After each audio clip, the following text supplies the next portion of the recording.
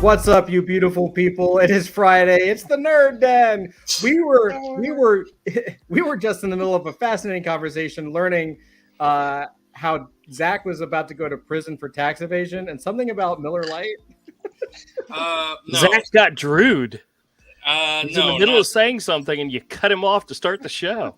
no, not tax evasion. More like how the hell am I going to pay this tax bill? And I don't want to get into details. It's tax evasion should be your goal. Yeah, well, Don't listen to Avery. The more you evade, the less you have to pay. You know, there are many things I could say about the IRS, but I'm not going to because I'm fairly certain that the NSA monitors everything. And Of course they do. They're definitely listening in on Todd's channel. It is true. The Nerd They're Den the is only ones that watch priority. regularly. But The Nerd no, Den but is the not Miller Lite priority. things I know I have feds that follow me on Instagram. I bought Avery has this on a watch list. Well, Oh, absolutely. but as far as the beer goes, I bought like one of those big cans of Miller High Life. I mean, like the ones that's like The champagne of beers, yes. the one that's basically the size of a large tear gas grenade. Yeah. So basically, if I'm raving and ranting and screaming about bloody revolution and lampposts and ropes by the end of this, just know it's not me speaking. It's the beer. Well, actually, it is me speaking, and the beer is just making me more uninhibited. But Taxation is theft, and abolish all the three-letter agencies. exactly. But Have a good night, everybody. yeah, but funny story about this. Did you know that Miller's beer actually got banned in Europe because they call it the champagne of beers? so they had to So basically, in France and Belgium, like something like I don't know, several thousand 10,000 cans of Miller Lite had to be crushed because of the word champagne on it. Because champagne is a registered trademark of the Champagne region in France. Is it really? To EU rules. Yeah. You cannot call by EU rules. You can only use the word champagne for like actual champagne wine from like the Champagne region. So can we call Adult Fantasy the champagne of comics? Yeah. You should. I think. Well, yeah. I think you can because it only really applies to comestibles. Things that you eat and drink. Oh, Or maybe not. I mean, It only applies in the EU, so who cares? Well, like I said, however much we may complain about bureaucracy in America, it's nothing compared to what our European brothers and sisters have to put up with. So, yeah. Anyway, so cheers. MK calls us the PBR of comics. PBR of comics. Oh, that guys. is true. Well, let me put it this way. Hurts, but true. I was never. I mean, before all this nonsense with Bud Light started, I just want to make it clear I was never a fan of Bud Light. I mean, I don't like beer flavored water. I mean, I actually want beer. But I'm gonna try the champagne of beers now, and bottoms up. So someone else start talking because It's beer flavored piss. Enjoy. It's drinkable. Heck, I can drink ice cold PBR. I can't drink it once it gets anything closer than ice cold. But well, I got a couple things. So there's a kind of couple watery, things, actually. Kind of watery. It is. A couple things really interesting. We've got two things that I thought was interesting. One, there was a really amazing Comics Link auction that just happened last night, and I've got just Comics Link has just some crazy artwork. I mean, unbelievable stuff. MK says, "Ooh, Drew looks like he has goodies." Isn't a couple of things and two things the same thing? Multiple things. You said a couple of things, and you said, well, actually, no, two things. I got a new piece of artwork I can show, too. Avery's got artwork. Andrew can be quiet. Also, this is not Andrew. You should know by now. This is not the place for logic. This is not the place for logic. Oh, last week, yes, I didn't say a word during the entire show. Mm-hmm. I have really nice. one little small comment at the beginning of this show, and he tells me I need to shut up. Last week was so nice. Dude, I cannot wait to come see you next weekend. I'm very excited. Actually, then that was the other thing, Andrew. I actually have a question for you. So Marvel has at the one of the museums here, the Science Museum, they actually have a Marvel exhibit. And we went a few weeks ago, and I'll be honest, I poo-pooed it. I was like, it's going to be like I thought it would be like, this is the Falcon and Falcons can fly, and this is a Falcon flying. Like, this is aviation, and I thought it was going to tie in like Marvel stuff to science, because you would expect a Marvel exhibit at a science museum to be just that. Oh no! This is a traveling Marvel gallery. It is amazing. It was phenomenal. It goes through. It had so basically they took the Avengers and some of the X-Men, some of their top characters, and the entire exhibit was basically two things: original costumes from the MCU films and TV shows, right? Which is like, I mean, for us, kind of whatever, and original comic art. Oh, And the original comic art was like 100% inside baseball shit. Like, they had like the death of Gwen Stacy, like the pages, the sequence. They had some Mike Zeck originals. They had some inside baseball stuff. Like, they had in the Hulk section, right? They had the original art cover to Incredible Hulk 181. Oh wow. Yeah. So that's the cover. That's the 181 is the first appearance of Wolverine. Yeah. So it's all this inside baseball stuff that they were kind of putting in.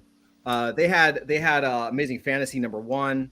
I mean, they just had, or 15 was it? Like, first appearance of, they had the very first Marvel comic, the one with Human Torch melting the submarine. Yep. Yeah. They had that, and it was like a 2.0, but still, it's the very first Marvel comic. Yeah. Like, really cool exhibit. And it's not Johnny Storm Human Torch, it's the android Human Torch. That's right. It was wicked, dude. And so I was like, so my question to you, Andrew, is this something you want to go to when you're here? I don't think we'll have time, because I get there Thursday night. We have the convention all day Friday, and then half a day Saturday, and then I'm gone. Yeah. So, I mean, it would be nice if I had more time, but I can't. We could maybe get it. We could maybe fit you in there. I don't know. We'll see. Well, let's see where we're at the end of Friday. So yeah, because honestly, I can't have the store closed more than one day, and both my sister and daughter, who usually cover for me, are out of town that weekend. So I have to close the store on Saturday, and I don't want to close it more than one day. Yeah, I understand. MK says, wonder if that's the same group who put together a similar setup for Star Trek. Going to see if our local museum will be getting that exhibit. Dude, the Marvel Museum tour, and obviously they set it up for Heroes Con. It's up now. It'll be through Heroes Con, I'm sure it goes. If it's coming to your area, like, I highly recommend it. It was not what I was expecting, and it was way better than I could have imagined. I mean, at least if you're into comic art, if you're actually into the comic art, then it's a no-brainer. If you don't care about it like that, and you're into some other corner of the comic thing or the Marvel thing or the characters, then it might not be for you. But this was like, I was stunned. I took pictures of everything. And we walked in. Let me put it this way. We walked in, and Melissa huddled the kids next to her and said, "Honey, we'll see you later." And they went through the exhibit in like 15 minutes. They were in the gift shop. And I was like there for an hour and a half. I could have stayed there for longer. I want to go again. Was it called Marvel Universe of Superheroes? I think it was. Let me see. Melissa set that thing up. So, Marvel. Well, if it's got original art, I'm all for it. So yeah, it was fantastic. But it's just a matter of whether or not we have time. I'm looking it up now, MK, to see, but I think it is. That seems really familiar. Yeah, that's it. Yeah, Marvel Universe of Superheroes. I believe that's it. Yep. I think. Is this old?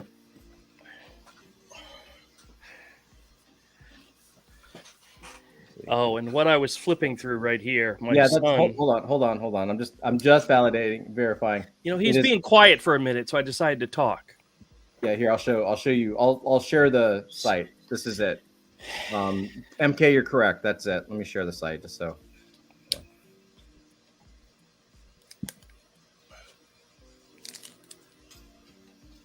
Yeah, so this is it. Marvel Universe of Superheroes. Phenomenal exhibit. I mean, you got a Tim Bradshaw, cover right there. Really, really good. And then let's see. Yeah, I mean, they even show you some of the original art, dude. Like they got that the Frank Miller Wolverine. They got nice. John Romita Sr. They got that John Byrne Vision, Behold the Vision page, that cover. They got the McFarlane Hulk. I didn't see that McFarlane Hulk. I'll have to go back and see it. They had a McFarlane Spider-Man page that was sick. Oh, nice. Yeah, it was really good. They even go through like the process of making comic books and all kinds of cool stuff. The kids loved it, but you know, I probably loved. To be completely honest, I probably loved it more. As you Yeah, should. because you understand it. Yeah, I was all for it, man. I was like, it completely shocked me because again, I thought it was just going to be like, you know, I just thought it was going to be some nonsense for kids. Like it's a children's science museum for Christ's sake. You know? Here's a cutout of a Spider-Man character. Yeah, like from the cartoon. That's all you know. I totally thought it was going to be like, this is Amazing Spider-Man. He has the powers of a spider. Let's look at what spiders do, right? And it wasn't that at all. It was hardcore. It was a Marvel museum, and I'm like, this should be permanent. Like this should be permanent. This is a permanent exhibition. This is what the ground floor of their office should be like. That's 100%. Which character in that picture was being covered by the Marvel superheroes logo? Not that one. No, the first one, that first image they showed. Because I couldn't see it well enough to know for sure who it was. Well, that's all right. I don't know. They had that right there. Yeah, who's Black Widow? Oh, okay. Avengers. Because they focus it on the Avengers and then they kind of go outside. They talk about X-Men and stuff, but it's really like kind of focused on the movies. You know what I mean? Because they want to focus on what people know. But then they had the Punisher. They had some Mike Zeck stuff. Like it was awesome, dude. Yeah, it was really, really a cool exhibit. And like they had like an Adam Hughes Enchantress. They had Art Adams, one of Art Adams Thor covers for female Thor, whatever her name was. Thor. Thoress. Thorina. Like freaking amazing. You know, it's Art Adams, so you're like, oh yeah, okay, I'll stare at that forever. Yeah, absolutely, MK. I don't know if it's coming to near you, but I highly recommend it if it is, because it was absolutely the best. I was very pleased. I wish there was more stuff like that. All right, Andrew, I cut you off, but you can go ahead and talk, I guess. Oh my God, is he just slowly unrolling a poster? Yes, my son brought me a whole bunch of new posters. I'm just checking them out to see if there's anything good in here. Bring on the Druish princess. In case what goodies dost thou have today? Let's see what you have. Do I need to push you into a pen? No. His only son? I don't know what that is. Sometimes these movie posters are ones I'd never heard of. Like what? Just show us. Did you guys know there was this has got to be a religious one. What is this? Yeah, because it's like a Jesus poster or something. Dude, we need to put your face on it. Make it so. I do have one poster here so far that I've seen that you might get a kick out of, Todd. All right. Did you know Owen Wilson made a biopic about what's his name? Bob Ross. Yes. It looks really good, actually. Called Paint is the name of the movie. Yeah, it looks really good. I have two of the posters here. Let's see. Dude, it's hilarious. These are hilarious. Let me show you.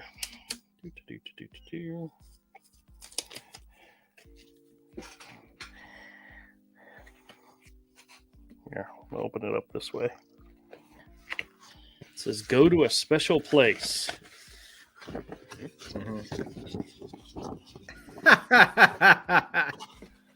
Wow, that looks hilarious. It looks pretty bad. That looks great. You know anybody who'd want to put that up on their wall in their house? Not a soul. Well, I shared with Avery on my last live stream on my channel, which none of you guys ever come to, but that's okay because I don't send you invites anyway. I mean, if you stopped by and said hi and then wanted to be brought in, I'd bring you in. I actually, Todd, we did an episode, not last week, but the week before, where we actually put the link to join the show into the comments. And we got 5 or 6 guys that came in, and we all just sat around, just chit chatted the entire time. It was great. It was a great show. That's awesome. But I was showing Avery. My son brings me these posters. Sometimes I keep them in the store, but I have no place to display them, so it's not like I sell them or anything. But there's been a few times that I'll find a poster and I'm like, I'm keeping this for just myself. I've got like 6 or 7 of them at the store. I just haven't brought home yet, just simply because I don't have frames for them. But I did get frames for 2 of them, and I framed them and I showed them to Avery. 2 posters that I Drew Barrymore poster collection. No, I don't think Drew Barrymore is in either of these movies that I got the posters for. But let me show you. Is it Heather's? That's an awesome movie. That would be an awesome one. I actually do. One of the posters he gave me was from the Halle Berry Catwoman movie. Oh, and I put that aside because I'm keeping that one just for myself. Yeah, you're a weird, freaky shit. It was a bad movie, but it was a great poster. It was a bad movie, but a great poster. This is one that I like. Hold on. I gotta pin you. You takes a second there. All right, let's go. Oh no. One of the original cool. Finding Nemo. I'm trying to do this so that the glare doesn't. That looks great, man. That looks like it's in a great condition. Oh yeah. Well, these are actual movie theater posters, which means they were most likely up inside one of the shadow boxes that they have, light boxes. Yeah. So some of them are beat to crap, but honestly, they're kind of cool. And then that looks like it's really good, man. I bet you that one's worth some money because that was a great movie. Yeah, and then this one, I just like it because it was a really good movie. It's Bumblebee, the original, that's cool. Transformers one with John Cena and Haley, whatever her name is. Cool. It's a great poster. That's an awesome poster. And I've got, like I said, 5 or 6 more at the store that I just don't have a frame for yet. But I'm going through this stack of posters to see if there's anything in here I want to keep. Well, you usually have a couple. Like, what else do you have? You used to have a bunch at the store. Oh yeah. Well, on the wall, I have room for 3 posters in the store. I built my. I don't know if you guys have seen my most recent store update video on my Misfit Corner Comics channel. No, we need to. Should we share it? We should. I just did a walk around the store and showcase. Oh, yeah, I'll pull it up.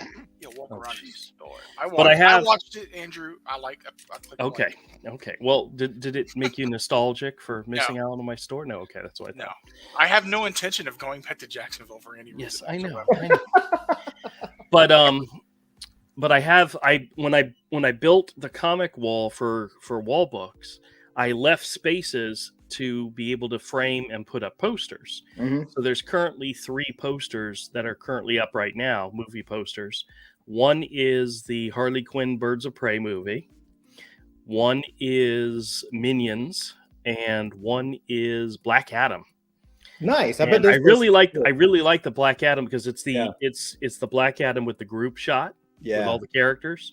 I have other posters where it's like a him from the side, which are like the teaser posters, and those are okay, but group posters are just fantastic. Well, here in my hand, it says Shazam 2, but I'm wondering if this is the Shazam 2 that has all the characters in it, because if it is, I'm definitely going to put one of these aside for myself. All right, let's do a little reveal.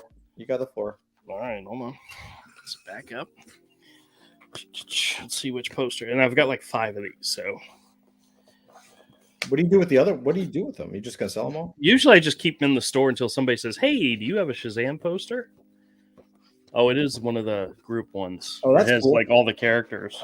That's great. They look awesome. That's fantastic. Yeah, that's really cool. But these are genuine movie theater posters, which means on the back of them, it's printed backwards on the back. Oh, so the light goes through? Right, so the light goes through. Mm-hmm. So I had a guy come into the store one day and we were talking about movie posters, and he was like really excited. He had gotten a poster in some type of raffle, and he thought it was a printing error because it had the reverse on the back. He says, it's probably an error. And I said, no, that's what they normally do. And he was like really disappointed I told him that, but because he thought he had something special. Sorry, hate to disappoint you, but they're all printed backwards on the back so that when they put them in those light boxes, it's the best possible image that comes through. It makes sense, right? It makes total sense. Yep. Andrew, how do you feel? Should I share your Misfit Corner comic store tour video? Sure. Nothing bad about it. Okay, MK might not care, but he might. Hold on, let me share it real quick. Let's see. Share screen. Actually, of the 5 of us plus MK, only 4 of us have actually been to the store. So That's true. Yeah, Zach and Dusty have never been. That's right. Or if they have been, I don't remember them. Yeah. If you watch this video, you you will remember me, Andrew. Where'd Zach go? Where is Zach? Oh, He there he is. disappeared. He bounced and he came back. Oh, there he is. Okay. Yeah, I'm right here. We missed you, Zach. How did I get knocked out? I don't know. That's weird. It wasn't me. I didn't do it. It was Dusty. I did it. All right, so I'm gonna push play. We'll see what this is. I have to admit, I actually really love the tour videos because I don't know. I remember the shop when it was like a little garage, and I just Well, love it. I do have videos. I had started to transfer them over to this channel from the original making of the store, which included the very first location, which was a single garage. And it was the videos of me building up the store. And then when I moved to the second store, it shows me building that up and then moved to the third. But I haven't put all the videos up because I got into editing them and posting them. And then I kind of lost track of what I was doing. So they're not all there, but there are those videos from the very first store that's in there. So Wicked. All right, let's hit play and see what's up. Let's see. welcome everybody to Misfit Corner Comics at the Beach Boulevard Flea Market, Unit C36. Let's go on inside and take a look around. Oh, All right, this is my little oasis, my weekend heaven away from everything. Do a quick pan around the store. All right, over here to the left, we have comics. Hundreds and thousands of comics. Best part is they're in alphabetical order. I try to keep them in alphabetical order. All these boxes down here and all the way down this aisle are all in alphabetical order. Over on this side, you got some more in alphabetical order, and then these boxes here are all quarter comics. Gotta love quarter comics. We got some toys up on the wall. We've got some bundle sets made real cheap. Complete stories, always fun. On the back wall here, we have trades and graphic novels. Have a whole collection of them. And up here, we have... Andrew, you got anything new in the trades section? You're muted. Yeah, I get people trading in stuff all the time. I had a bunch of trades recently. Probably nothing that would scream Todd needs these. Okay. To be honest with you. No, they're more. Most of the trades I get, they get traded in, are like current trades where somebody picks it up, checks it out, and says, I really don't like this. Let me go trade it into Andrew. It happens all the time. Okay. But I did get to read one of the trades I got traded in was was it the New 52 Batman, the Greg Capullo, Zack Snyder, Court of Owls story? Yeah, I haven't read that. I really want to read that. That was actually pretty. I think I might have sold it already. No, I'm actually going to go ahead and it's kind of good. It was classic. So I'm willing to invest and buy like the Absolute edition or something. The Court of Owls, get the noir. Yeah, that's what I want. The noir edition. Yeah, I have it. I've never read it because I bought it for the art. Yeah. Is that I bought the Court of Owls unwrapped. Oh God, awesome! I love that shit. I gotta bump my unwrapped collections. That's the Black Adam poster, yeah. Yep. That's wicked. And MK says, seriously, one of the most professional places in there. True. Aw. Yeah. Low bar, but still. Aw. It is the flea market. But it is true. Andrew actually has like a legit beautiful business in there. Wall books and art books, some movie posters. Very cool, very cool. I try very hard to keep the books in alphabetical order and to keep them cheap. All right, so we go around this corner. And the next aisle over, we have some original art. We have some games. We have some collectible mugs. Variety of different stuff. We even have VHS tapes, believe it or not. We have a lot of stuff for kids. We have some Disney Infinities and other stuff like that. I will say, my kids love your store, brother. They absolutely love it. Well, that's why I was planning on bringing them some stuff. They can't come to the store. I'll bring some of the store to them. That's very sweet. Very sweet. Yeah. We have kid books and lots of kid books, coloring books and so forth. Over here is where we keep the newer comics. These are ones that have just come in within the last week. You've got $1 comics, $2 and up comics. And as I go through the weekend, I put them in alphabetical order and file them away with the rest of the comics, but all the new stuff is here. So my regulars know to check the boxes in the middle of the store first. We got some toys up here on the bookshelf, and we go around the corner. And of course, we got some stuff here, some coloring books, some plush dolls, and so forth. On this side, we have more toys up here on the bookshelf. We also have trade paperbacks, bundle comics, wizard magazines, blank sketch covers, and other magazines. And in this, Wait, I don't remember you having a whole box of wizard magazines, dude. well, I do. Are they good? Are they like the old ones? Like, are they earlier wizards, or are they like towards the end of the run wizards? Probably more in the 100s. Okay. So not Not like the super early stuff with the amazing covers. yeah. Yeah. Hey, what's up, Carrots? How are you? Evening, fellow nerd. Hey, We're doing a Andrew did a update tour video with for his comic shop, so we're giving him a little press. Kind of going through it. Let's see. This section here, we have DVD box sets and Blu-rays. And we got some toys and some cheap 50-cent items here in the middle. Then on this side, we have 4 bookshelves of DVDs, used DVDs, all in alphabetical order. That's important to me. You idiot. Actually, we go around this corner. We got some McDonald's toys here. Got some video games down here. Got a bunch of little knick-knacky stuff around here. You got some more toys. You got some ornaments over here. Sticker book, stuff like that for kids. Legos. More Legos here as well as minifigures, which is one of my favorite things to collect. We've got a bunch of them.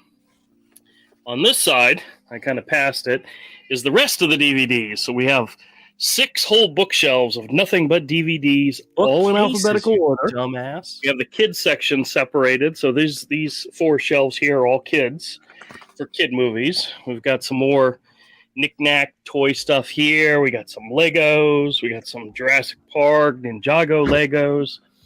Then over here on this side, we have a selection of anime. We got some custom Lego pieces that you can buy individually. We got some more Lego toys, some more backyard fun toys. We got some kites, book bags, bike helmets. The back wall, we have a lot of toys, Playmobiles, beach towels, just anything we find. And over here, on this back wall here, we have some reusable bags, Buzz Lightyear and Black Panther. We also have a section of clothing. Why do you have clothing in your store? Look there. There's my #1 cover right up there. Why do you have clothing in your store, honey?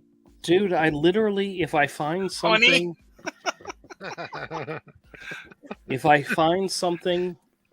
inexpensive and I think I can sell it in the store, I buy it. Where you got your fentanyl section somewhere in the back? No, that stuff's expensive, dude.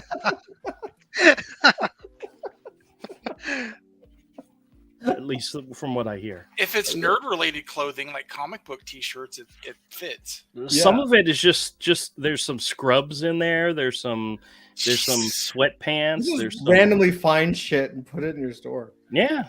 Well, There's like some homeless naked crackhead trying to find his sweatpants right now. well, I always know that if I had to, I could just donate it all the clothes, and take it as a write-off. Carrot says this is a fun store. What sort of location in your city town are you in? Jacksonville's a huge town. It's a hard way of putting where I'm at. It's like in the Arlington area. It's residential and business area. It's not downtown. It's not the beaches. It's not the ghetto. It's very much residential. It's close. It's the Beach Boulevard Flea Market. Yeah, and it's in between. It's in between two college campuses. It's in between FSCJ and it's in between UNF. So I mean, it's in. Yeah. MK says sometimes comics excite the ladies. I'm not sure that's how it works at all, MK. Here, we're at 4 minutes 35. I'll just show the outside of the store, MK. That's it. So it's it's a store that's actually inside of this giant flea market. And what they do is, it's not like a strip mall. Well, basically what they did, and I don't know if this is, I had never seen this before I saw it in Florida, but what they've started to do over the last few years is they started to take all of these storage area, like storage units, right? And they basically have these covered storage units, and they started to convert the storage units into shops. So you have the roll bar, the roll door like you would on a storage unit, but then you can convert the inside of that storage unit into a mini store. And then as they've gotten bigger, some of these storage units are like 2, 3, 4, 5, 6 wide. And then you have something like Andrew's, where somebody before Andrew converted it into a complete storefront. Yeah, it was originally a barber shop at one point. Yep, where they put up the door and they put up the windows and so forth. So yeah, huge flea market, but with a full-on closed-in area, proper store. Yep, exactly. But there's a few closed-in proper stores. Mine's one of the better ones. So yeah, there's some retailers around me that are very jealous of my spot, and you know what I say to them? Suck it. That's right. We're right up there to show off to people. We have school supplies, we have original art, we have magazines, we got lots and lots and lots of stuff. So this is my little, almost completely forgot. This is where I work, my little workstation, my computer. And on the back wall, we have some original art. A bunch of hero pieces that are up for display. The lighting is really bad here because one of the lights doesn't like to work. But as you can tell, we still got a lot of boxes and junk around, but we try to keep it organized. But so this is my store. This is my little slice of heaven on the weekends. You see my computer there, and this is my rack for making videos when I have time with the cameras and so forth. My drawing table and a whole roll of ketchup right there in the front. But one of the other advantages to the store, you'll see in the back, you see that one big fan. It's actually right in front of a AC unit. So the store is actually pretty cool. It's not only cool, but it stays cool. And in the summertime, that is fantastic.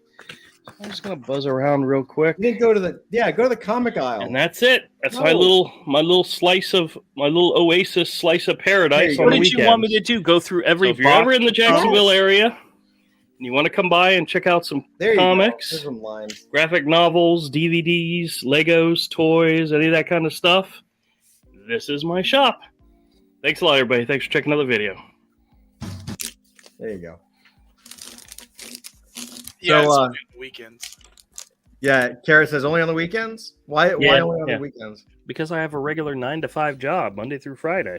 Is it even? I thought it was only open on the weekends too. No. The flea market's open 7 days a week, except the interior stores aren't open. The exterior stores can be, but most yours of them is an interior. Would be an interior, or yours exterior. Yeah. But see, here's the thing about where I'm at. You don't realize it because you never noticed it, but the lights that are above in the halls are motion sensitive.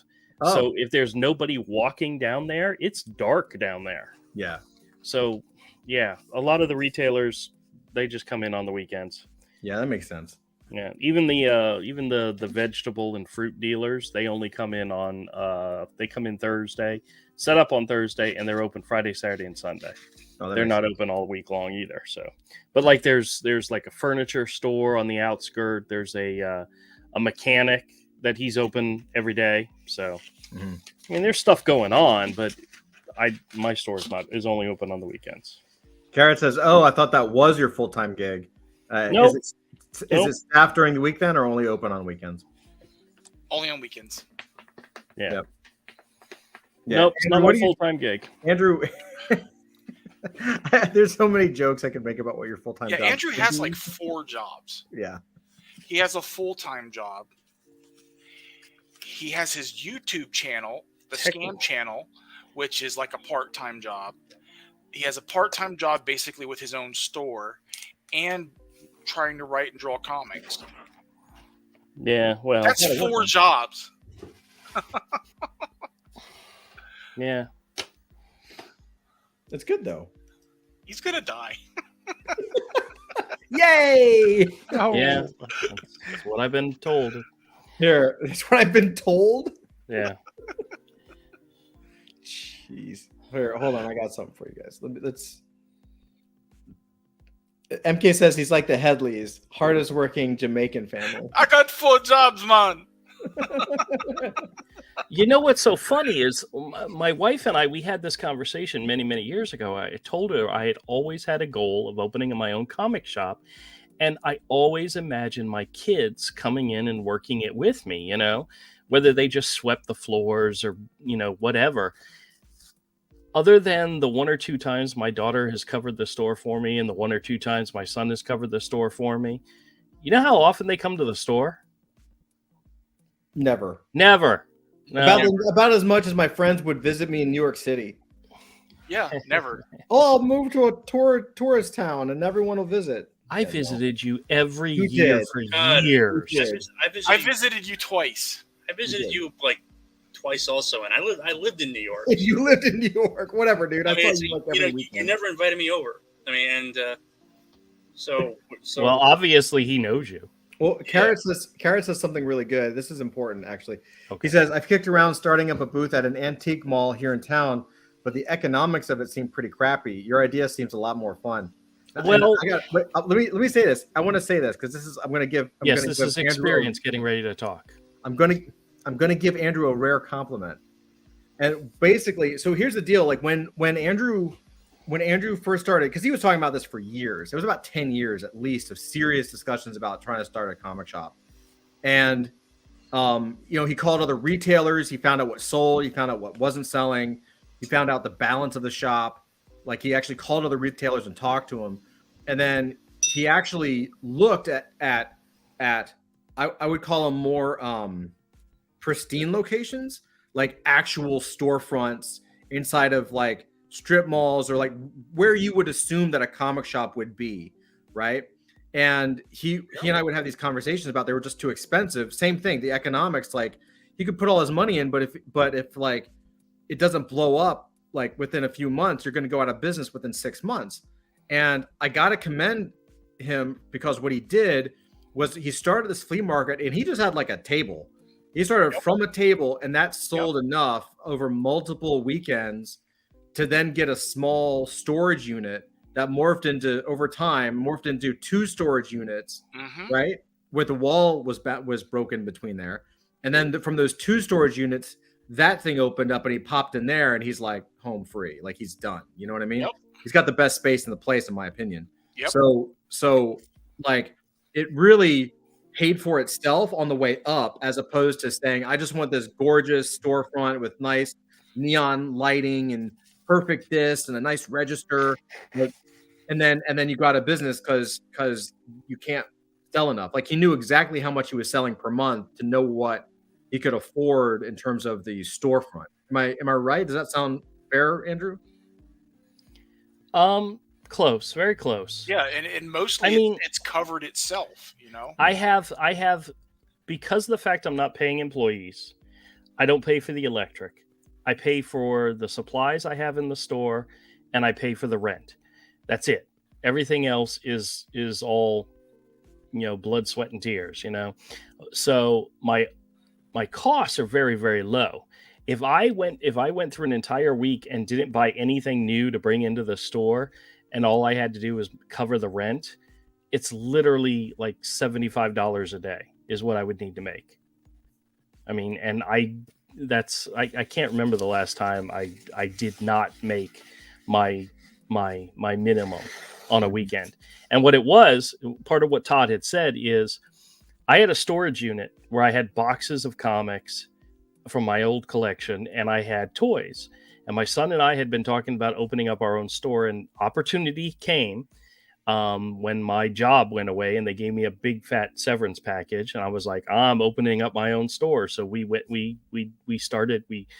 incorporated the name, we set up the bank accounts, we got the accountant, we got everything going, and then the place that we found, the storefront we found, fell through because the people didn't think we were experienced enough and didn't want to trust us, or didn't trust us, and said, we're not going to take the risk of renting to you, because heaven forbid should you pay on time. They didn't want to take that risk. So that location fell through, and it ended up being a godsend, because like a week later, my wife's grandmother was diagnosed with onset dementia and required somebody to move in with her full time to help take care of her. And at the time, I wasn't working. My wife was available. We moved in with her. Had we opened up that store where we were opening up, and with the amount of work it was necessary to run it, and had the issue with the family thing, we would have been filing bankruptcy within 6 months, because of all the amount of time that we had to focus on the family part. But once the family part kind of worked itself out, they ended up putting Granny in a home, which was so much better for her. I had the opportunity to do something, and my wife says, you got to do something with that storage unit. And I said, well, let me take some of these boxes and let me set up at the flea market. So I rented a table, which at the time was like $35 on a Saturday. And I literally met enough people and had enough regulars coming back within a month. I was like, okay, I've got to get a space, because I got tired of lugging all the boxes out every single Saturday, because comics weigh a ton, people. Paper weighs a ton. Yeah. And literally, if I only made $50, I was thrilled. I paid back the table and made a little bit of cash. But like I said, my need was not that great. I didn't have to make $1 million. I tell people that all the time. I don't have to make $1 million. So I can be flexible. I can be, I can make deals. And I give almost every single person that walks in the store some type of deal. And I tell them, I want you to come back. I want you to become a regular. And I got lots of regulars that come in every week, whether they buy something or not. They're always checking in just to see what I got. So it's a great thing. But that's awesome. The question about the antique store. Regular. That's right. It's good to be regular. The thing about the antique store, and I tell this to people all the time, people that'll come into my store and they'll say, hey, listen, I got a box of stuff, or I got a storage unit of stuff. And I tell them, I says, listen, I am going to, if you bring it to me, I'm going to make you an offer. It may be not what you want. It may not be the most you want, but it's the easiest way to do things. You bring it to me, I make you an offer. You say yes or no. It doesn't, whichever way, that's fine. But if you have a whole crap load of stuff and you've got the time, consider renting a table at the flea market and setting it up and selling it yourself. You'll make way more money doing it yourself. But here's the catch. You gotta put the time in. If you don't have the time to spend 6 to 7 hours at a flea market on a Saturday in order to every Saturday, you just and the fear is you may not even break even for the cost of the table. If you don't have that kind of time, bring it to me. I've had people who have come in and said, hey, I've got boxes of stuff. I've made that suggestion to them. They got a table. They ended up making way more money than had they brought it to me. But then they ended up bringing what was left over to me, and I bought it real cheap, and I was thrilled, and they were happy. And how long have you been in this current location, like the store? I got to go back and look. I think I've been I know I've been at the flea market almost 4 years, maybe going on 5. But that's what I was going to get No, to. 4 years. 4 years. So Definitely that's 4 what years. I was getting at is like you've been at that same flea market even when you had a little table every Saturday and Sunday for 4 years. Yeah. That's what Andrew's saying is like when he talks about consistency, he's like he just didn't stop going. Yeah, showing up is a big part of it. Oh Yeah. yeah. He just kept going. And one of the Same thing's been advantages with your the same thing's been with your YouTube, man. yeah. When we both, like, I don't even post on YouTube anymore, but you just kept going with the scams. Now you're like 4,000 subs, man. You just keep growing, which is good. I tried to do the YouTube thing. I hate it. I don't like doing it. I like doing streams. This is fun. Yeah. I hate making videos. Andrew likes it. Oh, see, I like making videos. I enjoy doing it. I hate it. I like doing live streams. Live streams are great. So Andrew, Carrot says or asks, so are you hoping to grow it a bit over time or happy to keep it as your weekend happy place and bring in a little money on the side? I'll be quite honest with you. This conversation has come up multiple times with my wife. She has said to me, because I from time to time I'll share numbers with her, because I'll be honest with you, every weekend I give her a little bit of money. It's kind of like her allowance. As long as I made enough money, I can give it to her. I've never had a problem giving it to her, so that she can do whatever so it's like her slice of the pie, you know. And she does not complain about me being gone all weekend long doing this because she gets her cut. She's like the mob. She is literally the mafia. As long as she gets her cut, whether I make money or not, she gets her cut. We're all happy.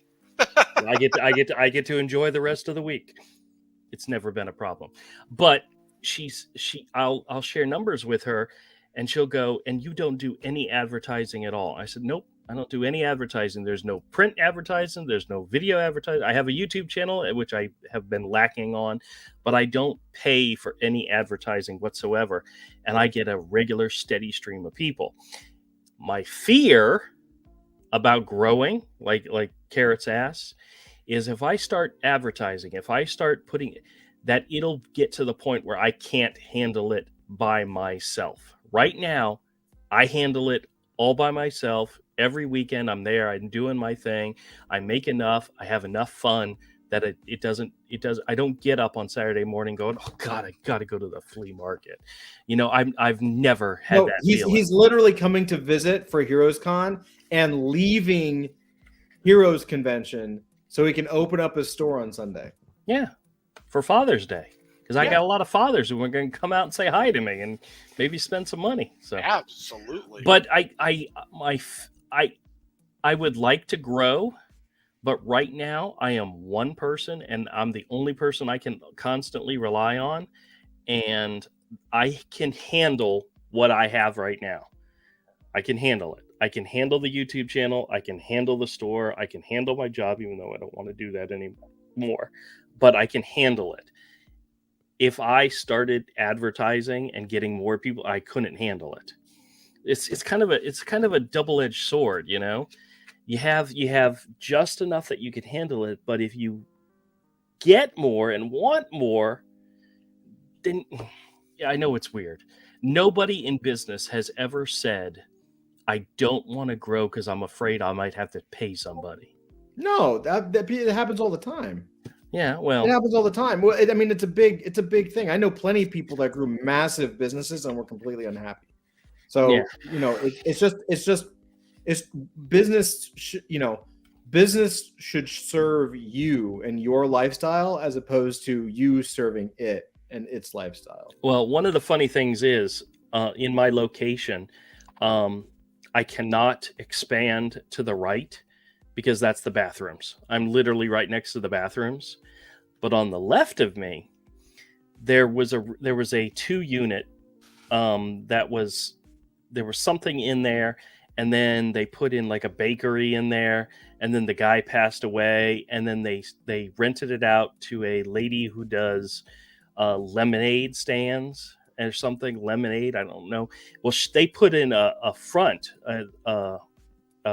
Originally, it was just the units, the draw garage door open. They put an actual thing in there, and I was telling them, I said, one of these days, somebody's going to come in, they're going to fix up that space really nice, and then they're going to leave, and then I can rent it and expand. But I'm going to let somebody else do all the work first. But I have a wall. Part of my wall is a concrete wall, and then the rest of it is just like a regular wall that we could tear down. So I've always debated if I do expand the store, that's the only way I can go is that way. And right now there's somebody in there. So yeah, they won't. I have a feeling you'll be in there longer than they will. Oh yeah. Carrot says, I ended up getting a ton of crap and running an eBay store. I was doing well until work went nuts, but the shipping is always a bit of a headache. Oh yes, I've done eBay before, and I don't particularly care to do it anymore. Yeah, just because there's so many. I'd rather deal with people face to face, even though anybody who works retail knows customers are fucking crazy. Okay, and there are times when you're like, I don't want to deal with the craziness of these people, but then again, I may get one bad customer a month. I can handle one bad customer a month.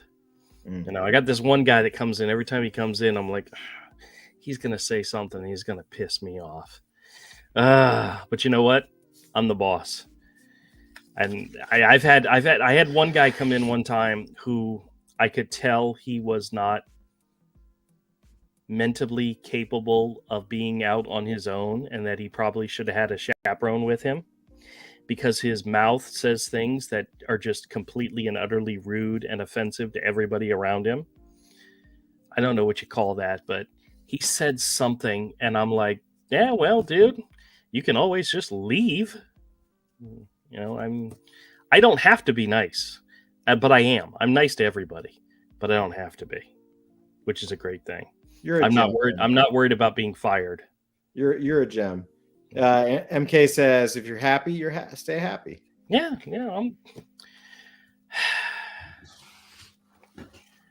I don't. What's so crazy is I have redefined what my life goals are, and having a successful multi-billion-dollar store is not one of them. Yeah. I like having a store. I like having fun. I like the customers I get. I like doing what I'm doing, and I have fun doing it.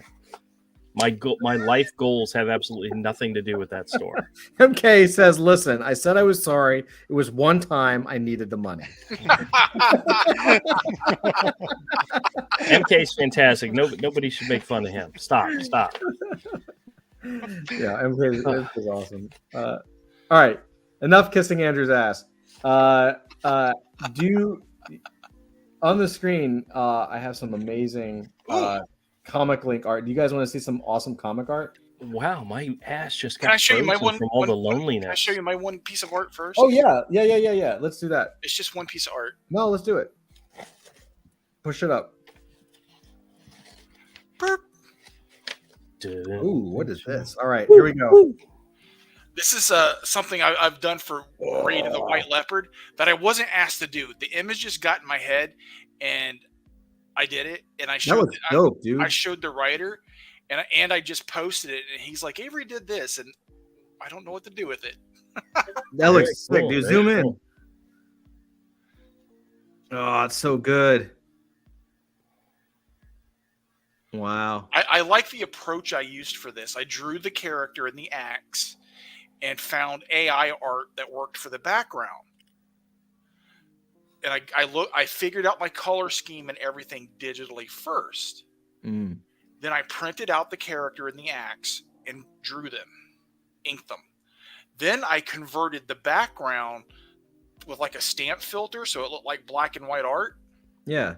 Printed it, splattered ink all over it, did the white out streaks and white splatters on it, and then scanned it back in, put it on top of the AI background, then scanned in the characters and the axe that I inked and colored them and put them on top of that.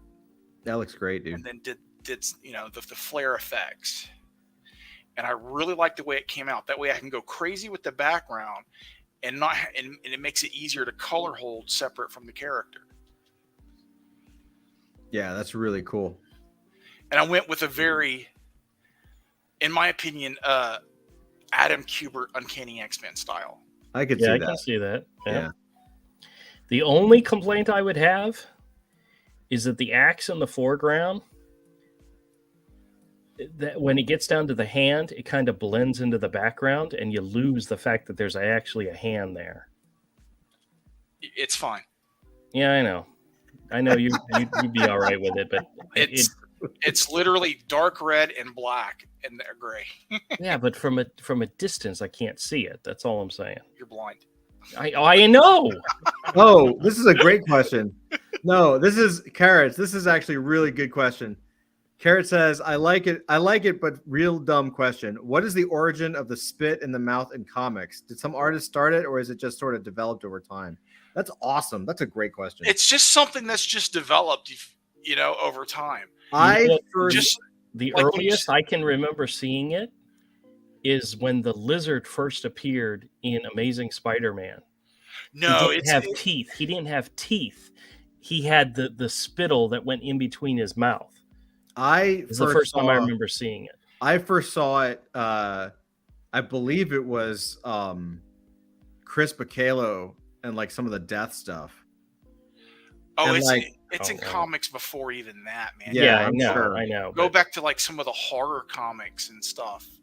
It's one of those. It's just one of those things. Like, I don't necessarily know who started it, but yeah, once you see it, you get it. Like, because like you get that. Like, if you're yelling really loud, it's like the spit just like sticks to your teeth or whatever. Yeah, there's maybe some spittle kind of like outside the head, so it looks like it's projectile or a little bit. Yeah, when a character's just ravenous in rage. Yeah, and they're foaming at the mouth. Some comic historian must know this. That I would be very interested, actually. I remember it from there. I especially remember it. I do remember it in the Lizard, but from McFarlane's Lizard. But I remember it before that as well.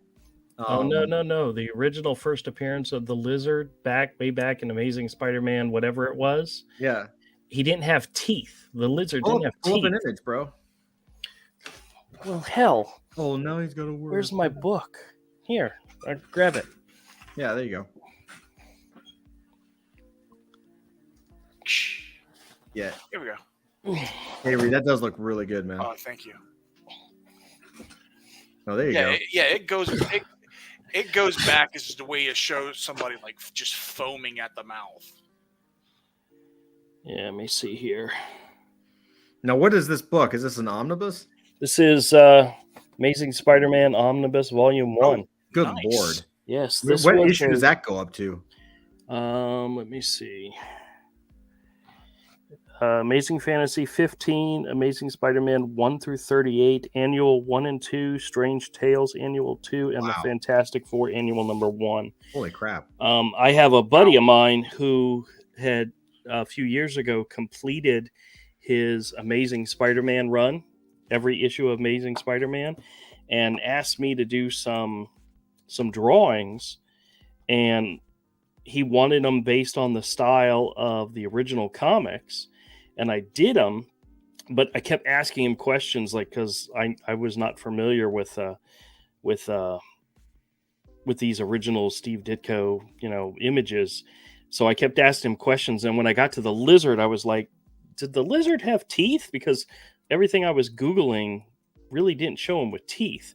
And he purchased this and had it shipped to me so I could see it. Let me see if I can find a good. When did they start drawing him with teeth? Was it McFarlane? Oh, I don't know. I'm pretty sure it had to be much later. Because I think McFarlane drew him with teeth, didn't he? McFarlane definitely drew him with teeth, yeah. Yeah, but lizards don't have teeth. So I think some lizards do have teeth. Some lizards do have teeth. Yeah, I don't. Well, the lizard he's based on, like the chameleon or whatever, not chameleon, but looking for a good picture. The house lizard. A little gecko. A little gecko is what he was based on.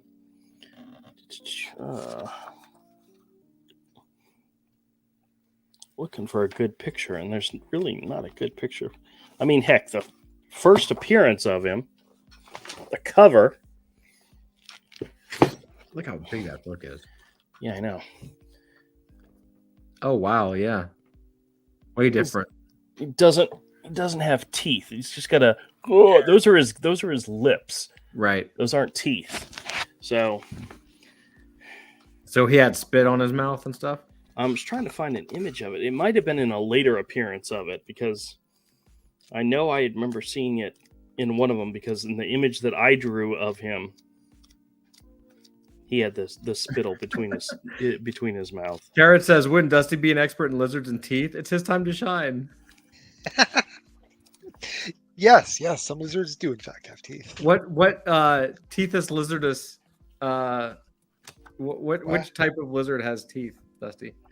I don't know, but they exist. Are alligators lizards? They're Alligators are reptiles, but alligators. not lizards.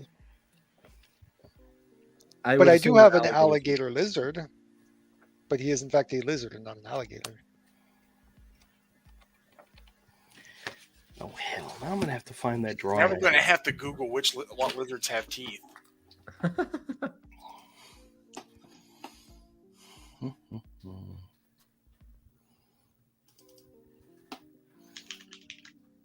Yeah, we're gonna spend all night googling stuff, Todd. I know. Well, I'm trying to get my password for something. Reptile teeth, bearded dragons, Chinese water dragons, chameleons, and I can't pronounce this other one. That's okay. All right, here we go. Sounds like enough about the lizard teeth. So we've got let's check out some original artwork. So Comics Link is awesome. I don't know why Comics Link is so good. But I always think Comics Link has sometimes better art for sale than Heritage. I mean, they sell big things like Superman #1 sold for $500,000. Ooh, So they push money through here. You've got your classics like that classic iconic Weapon X. So we're Right? gonna have to Google history of spittle in comics. History of spittle in comics. Oh, dude. Oh, look how sexy that is. Isn't that crazy? Barry Windsor Smith is A genius. yes. Yeah. Like this is what he does on like taking his time. But even when he wasn't taking his time at Valiant and drawing and writing 2 books a month, I mean that's what it took to like break how brilliant he is. It's 2 books a month. Here, I gotta share screen. I gotta show the whole screen here so we can. Is this? I don't want the window. I want the entire screen. Okay, here we go. Because this way I can like, when I click on to zoom in, we can actually like zoom in. Zoom, zoom, zoom. Look at that. Yeah, that's insane. That's crazy. Isn't that nuts? One of the best Wolverine stories ever. Look at this guy trying to escape. It's some of Barry Windsor Smith's absolute best. Yeah, man. He's just a master. He's one of those guys you just look at his work and you're like, yeah, this guy's a master. There's nothing you can say about it. Like he's like, yeah, he's a genius. True. I'll show you one more of his and then we'll jump into the new stuff. Yeah, I know. I want this page. I wanted this page so bad. Like, look at that, dude.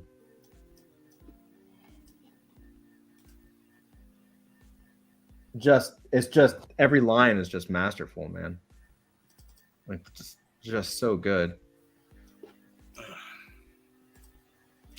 Barry Windsor Smith is dangerous because I could seriously stare at that guy's artwork for hours. Yeah.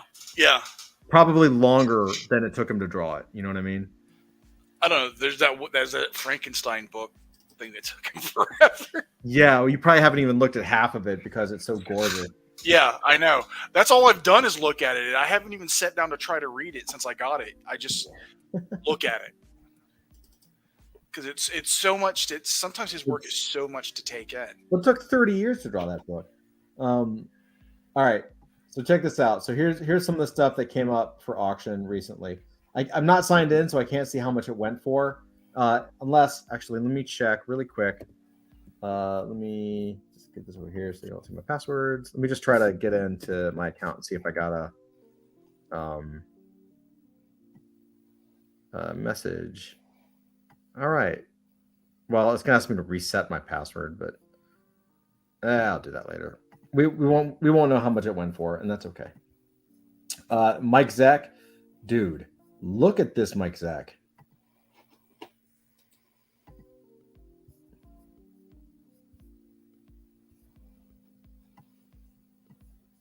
Look at this.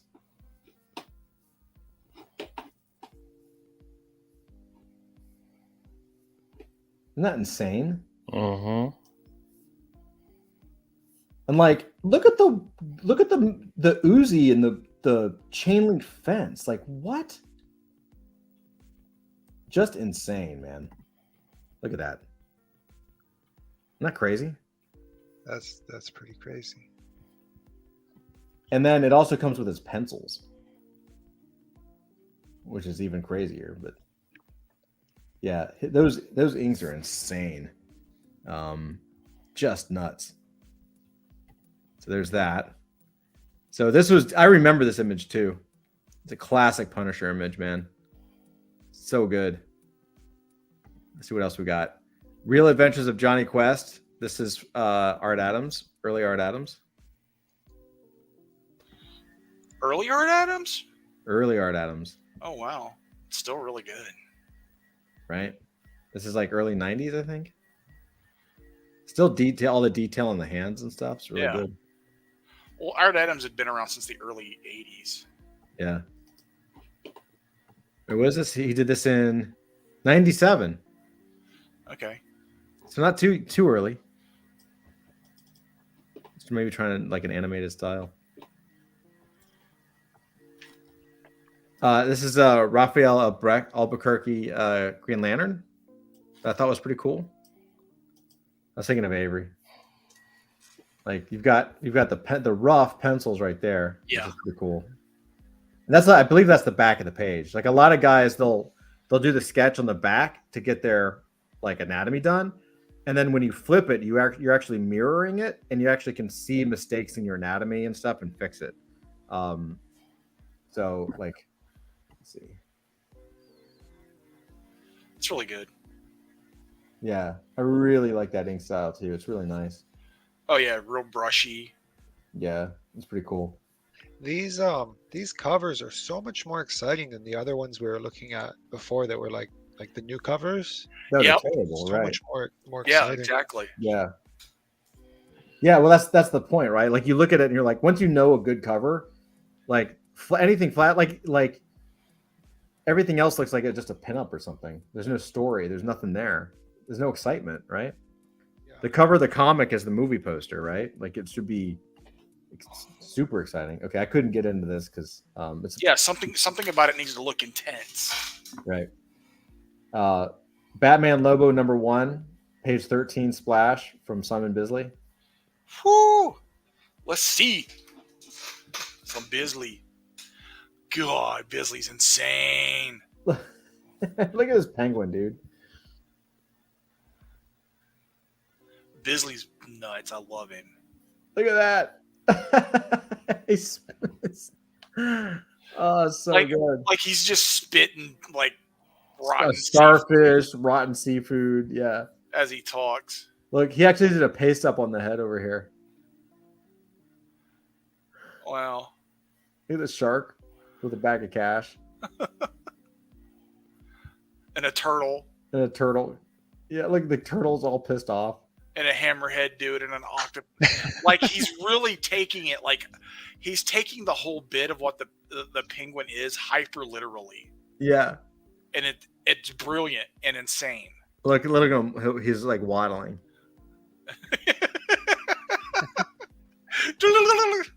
Yeah. He's waddling. Little Blat, blat, blat. And he's like shooting this guy.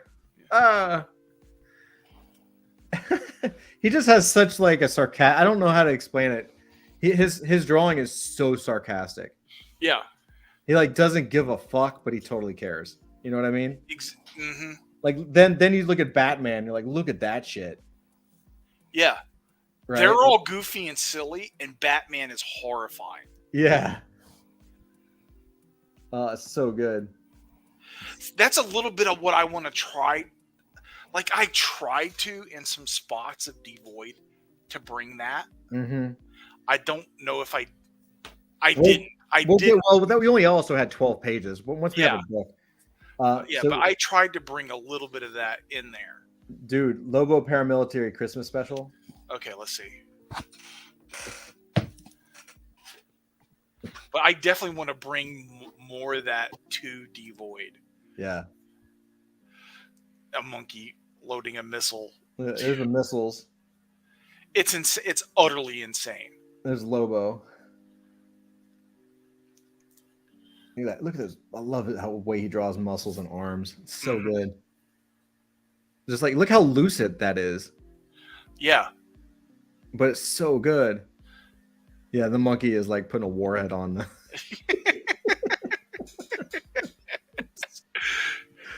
Like he'll draw one aspect of a character realistic, and everything else just goes bananas. Yeah.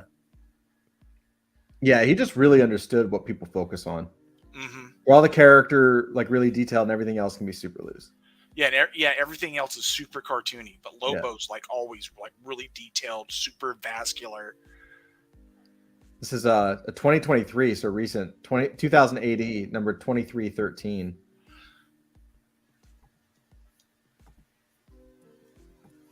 Oh, This shit, like, look at this shit. yeah, Bisley's bonkers. He's loosened up a lot, huh? Yeah, His older stuff is so tight, and this is Hey. way looser. if you follow his Instagram, on his Instagram, he's got videos. He's in the process of recreating that first Lobo cover. Oh, Doing it- really? Yeah, and explaining his process as he does it. And where is it on Instagram? It's on his Instagram. He's got Oh, a I'm couple. gonna have to look at that. It's not finished yet, but he's got a couple of videos in a row of explaining the process, and he's recreating that first, where Lobo's biting his lip. that one just went on. That one went on at auction like not that long ago. Oh wow, yeah, he's doing a recreation of it. That's really cool, man. Yeah, I would. That's a dream piece. Mm-hmm. I'd love it. I'm gonna have to watch that. I would love to know how he does that stuff. I'd love to see him talk about it. Now, is he actually recreating it in that same style? Yes, Oh shit. Okay. he's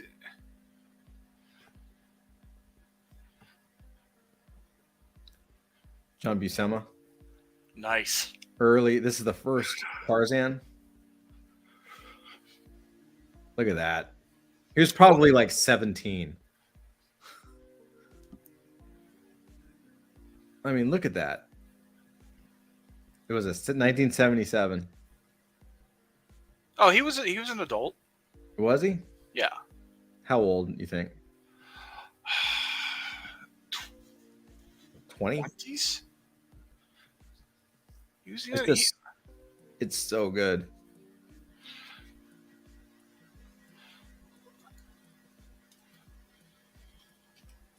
He inked this too.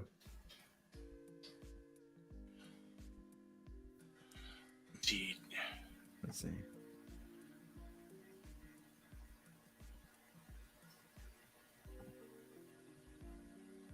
X-Men versus Magneto illustration from John Byrne. This thing is apparently really big. It's a really big illustration. Yeah, John Buscema was born in 1927. So yeah, Okay, so he was in his 40s, 50s. Wow, really? he died in 2002. Yeah, he'd be 50 when he did Wow. that Tarzan illustration. Jeez, dude. Never Okay, so- mind. Yeah, he was much older than even I thought. Wow. Yeah. Look at this. Didn't he have a son who followed him into the trade? Sal's his brother. Yeah, Sal Buscema is his brother who still does comics, I believe. He's like in his 90s or something. Look at this. Hey, Todd, when you're done with this, I want to ask you something comic related, but I don't want to interrupt. No, you're good. You can go ahead and ask. You're good. All right. So, have you guys heard of Roy Lichtenstein? He was a pop Yes. artist back in, and he basically ripped off a bunch of comic art done by, I think it was either Kirby or someone adjacent to him. And if you go to the museum, if you go to like one of the museums in New York, you'll see like giant blow up photos. Like he basically did what Warhol did with soup cans, but with comic books. Yep. And he actually took a panel from an actual romance or a World War II comic book and like reproduced it dot by dot on like a 20-foot canvas. Mm-hmm. And he never acknowledged the artist or paid him royalties or so on and so forth. So there was kind of a big argument about this like a few years ago. Was it theft or not? No, it was translation. I mean, I'm always going to side. He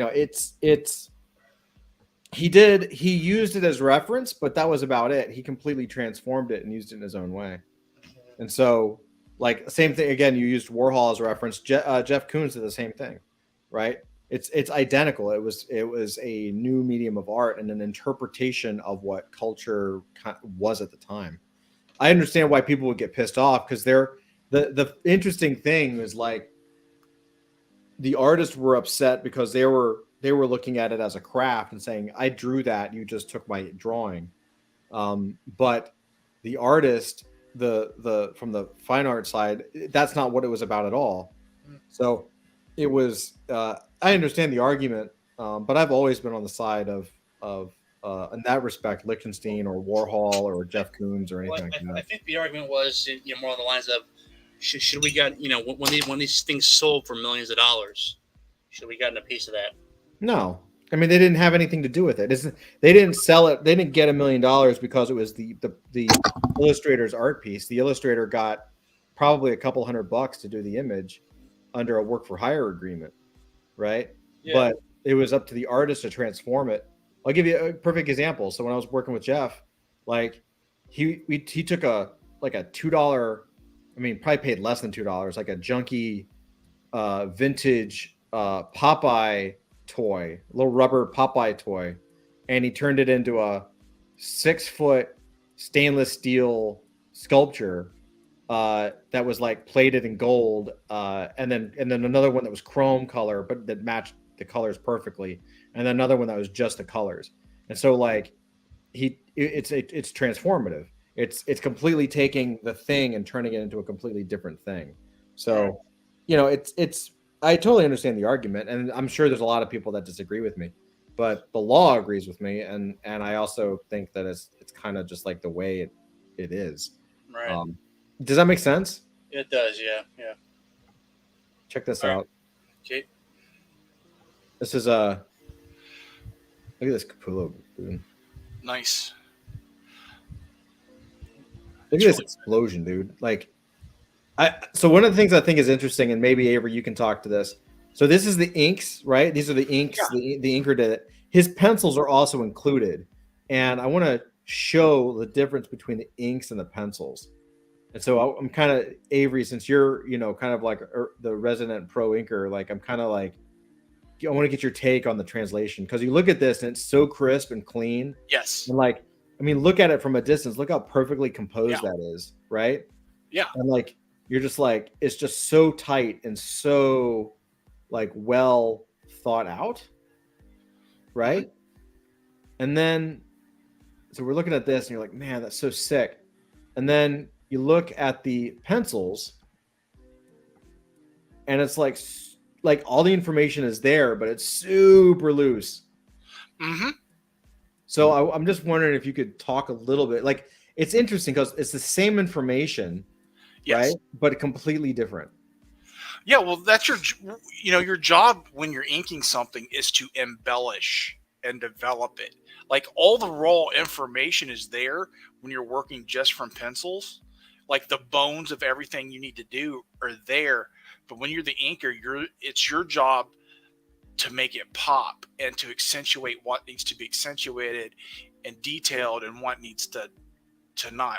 Where do you put in the faded hatching and what style of faded hatching, and make the black solid and pop, and where do you cut back in with white? That's just your job, to embellish. And like when you ink Greg Capullo, yes, the pencils are good, but your job is to make Greg Capullo look like the shit. Like he's the fucking man. And unfortunately, there are inkers who suck. Yeah, because like you look at this and you're like, oh look, it's just like a bunch of squiggly stuff that you just do there really quick, right? Yeah, and it's But your then- job to interpret that. But then you look at this, and it's like, Mhm. holy like it just looks magical, right? You're like, Yeah, oh yeah, yeah. of course it looks like destroyed shit that's like fading from the explosion, and Hmm. like that And arm is now well defined over here, and Yeah, and Yeah. that's your job when you're the inker is to embellish and fill it out and finish the work so it's reproducible. yeah, that just looks sick. It does. His inker is good. Yeah, his inker is the fucking shit. Who is his inker? Is it Meek? It's not Danny Meeky. It's is it Sandra Hope? I think for some stuff, but typically it's not. I forgot his name. He doesn't like our side of things. Oh, that's okay. I forgot his name. Oh but well, it'll be on here. Hold on, it'll be on.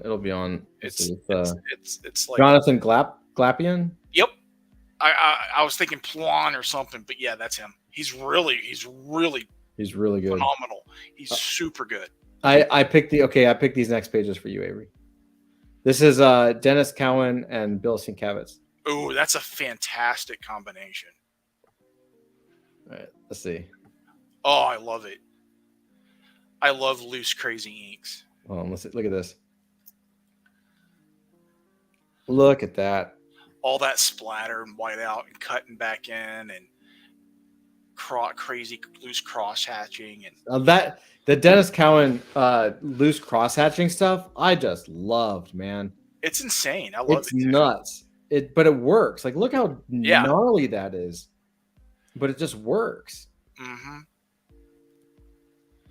And Bill Sienkiewicz is a master of that kind of stuff. Yeah. Look at that. He even faded the face out to make it more menacing. Yeah, But it still works. but it cuts in. The hatching gets darker around the features. Yeah. Look how loose that is, but look how good that is. Mm-hmm. It's almost abstract, Yeah. but there's just enough of it being coherent that you understand that that's shacks and houses and bushes, but it almost becomes abstract. Yeah, he's just painting at this point. That's not illustrating. He's just painting. Like, one of the things I like about Bill is that he's a painter with ink, you know? Yeah. Even though it's a pen, it's a quill pen and ink and a brush. Yeah. It's like he's painting. Yeah, he's just straight up painting that shit. Yeah, he's brilliant. So this is another one. This is Black Racer. Like, look at how that is right there. So you kind of see him strapped to the rocket. Mm-hmm. I know it's a little small on the screen, but then you blow it up and you're just like, look at this crazy. Oh yeah, I love it. Isn't that crazy? Mm-hmm. Mr. Miracle strapped to that missile. And he's just working, man. He's just having fun. You can look. The line looks like he's having fun, Mm-hmm. right?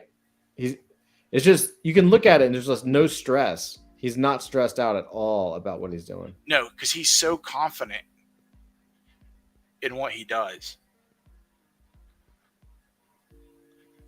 Just incredible. And then all the information's there, like, you know exactly what's happening. Yep.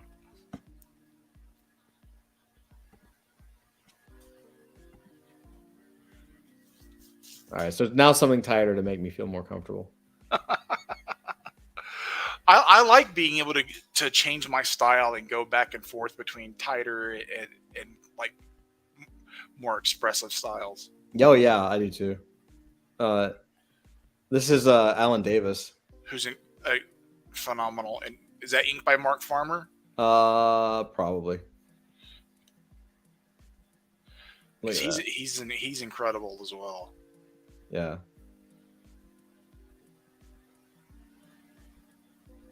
The inks are so quick. Mm-hmm. Well, again, Mark, That might actually be inked by Alan Davis. To that be is honest inked by with you. Alan Davis. That does not. Mark Farmer is super anal. Yeah. Mark Farmer is a super tight inker. Yeah. So You know, I've never really liked Dennis Cowan. Really? Yeah. Oh, Even No him one and- asked you. him and Klaus Janson, they never did it for me. Klaus Janson, really? Nope. That's the never. reason I don't take Nope. Andrew's opinion seriously. I can't. I don't. I mean, Just being honest with you, man. no, it's good. It's all right. Yeah, it was pure Alan Davis. Fantastic Four steelbook case. Disregard anything Andrew says. All right, so we got check this out. This is gonna drive you nuts. I saw this, I was like, you've got to be kidding me. Like, this is Batman number 18 from 2017, David Finch and Danny Meeke. Look at that. Nuts. This is nuts. I was like, that would take me days. like 3 days to ink. Days, dude. Look at this. We're gonna go in close on this. Ready? Watch this. Okay, so we're going to start at the top here. Okay, so it's a collapsed you're looking in the sewer, like it's collapsed in. Yeah. Right. So you've got the bar and you've got all the detail in the buildings. Yes. And then there's the car. So the car is kind of like falling in. Look at Bane, dude. Like, look at that shit. Like, are you fucking kidding me? Like, and that's how a lot of that looks like quill pen, the hatching anyway. yeah. Like, It look might at that be filled in hand. with, the blacks are filled in with like a brush or something. Yeah. Just look at the hand. Yeah. Dude, that took forever to friggin' ink. And then wait, there's his signature. So he's got the Finch on the car. Yeah. And then you've got your Robin, because you don't want to just have Bane. You want to have all of the heroes. Yeah, Commissioner Gordon Crushed under the weight of whatever. Whoever that other person's head, I don't know who that is. Yeah, Nightwing. Jason Todd, Red Hood. Yep. Look at the detail, dude. And here's the crazy thing. If you look at Danny Meeke, like, I've never really looked at a Danny Meeke piece up close for the inks, but he's also fucking nuts. Because if you look at this, I can't zoom in more, but like, so he draws like little divots back into the artwork up here. But look at this, like his points, his fades right here. Can you see that? I don't know if you can see it, but he dips back into the solid to get these little notches. It's like tips of white out. And so where's another one? Like look at this. You see how these little white lines are coming in? That's him going back with a little whiteout pen going back into the solid black. Yeah. To make it look like just the line is going in a little bit, to make it look like a little hash line. That's nuts. Yeah. I mean, it's brilliant.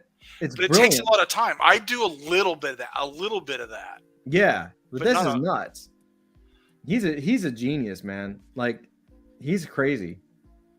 I mean, David Finch is a psycho. Like, he draws all this. You know what I mean? Like, his pencils look like this. Well, if you're going to have a psycho detail dude like David Finch, you need a psycho inker. Yeah. An anal retentive psycho. Avery, can I give you my pages? Can I make my pages look like this? Would you just go nuts? Sure, I'm doubling my rate. Yeah. I'll do it, but I'm doubling my rate. I genuinely don't know if I could draw this much detail. Like, for the animator in me would just go crazy. I can add that much detail. Yeah. On top of you, but I'm charging you double. Yeah, fair enough. Fair enough. Like, that's insane, right? Yeah. It's fully look how rendered. I mean, honestly, that's why you do it on the covers only. Yeah, exactly. You don't do that in the interior. You don't do that on the interior. You do that on the cover. You'll never finish your book. No, the book will take 3 years. Yeah, that's just like ridiculous. I saw that and I was, you got to be kidding me, dude. Mm-hmm. Come on, like, why are you doing this? I mean, he's making a statement. So then on the flip side, this is a Jose Garcia Lopez. And this is like, look at that Joker. Super simple and animated and it's great. I'm jealous. I get super jealous of artists that can draw small characters that well. Yeah. Like, look at that. There's Superman. He's like, oh, look. Yeah. And then we got the characters Like you've got your secondary characters. This guy's wearing a mask. And then you've got like look at that Superman. Like just coming from the top, swooping down. It's great. And then he's going to save the Joker. Like look at that pose. Isn't that crazy? It's really dynamic and fluid. He is like Luis Garcia Lopez is like one of the most underrated phenoms in the entire history of comics. Like this guy, MK said, that's really cool. Did that say 82? Which one? The last book or this book? This one is 1981. The last one I think was 2017 or something. He referred to Jason Todd as the Crowbar Kid.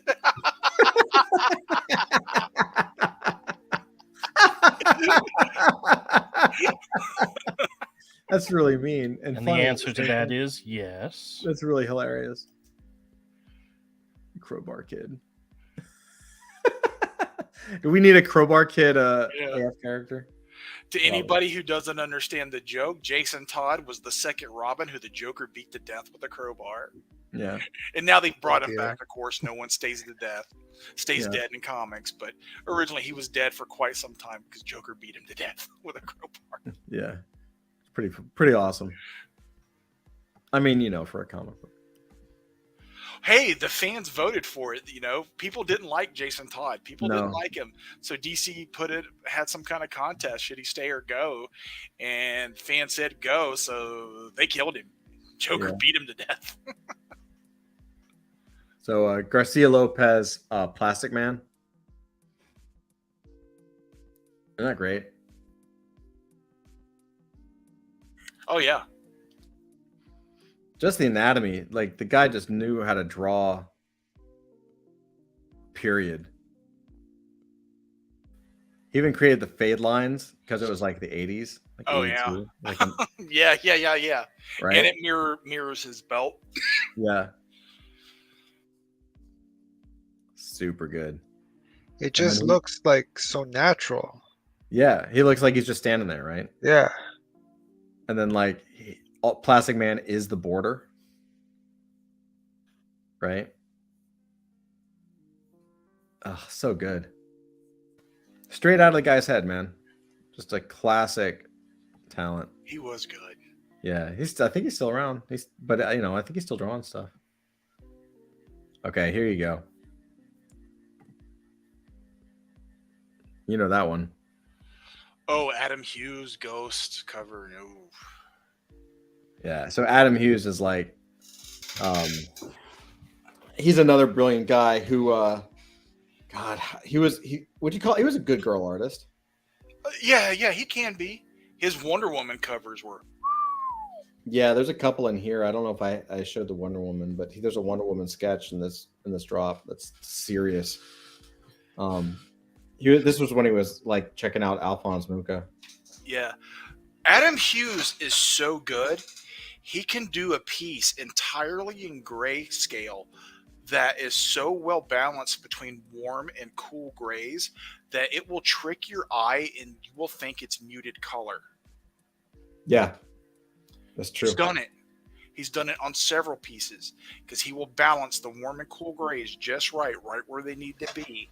Whatever happened? You will swear to God, it's muted color. It's not. It's black and white. Whatever happened to the Ghost comic? I remember reading that back in the 90s. All those books got canceled.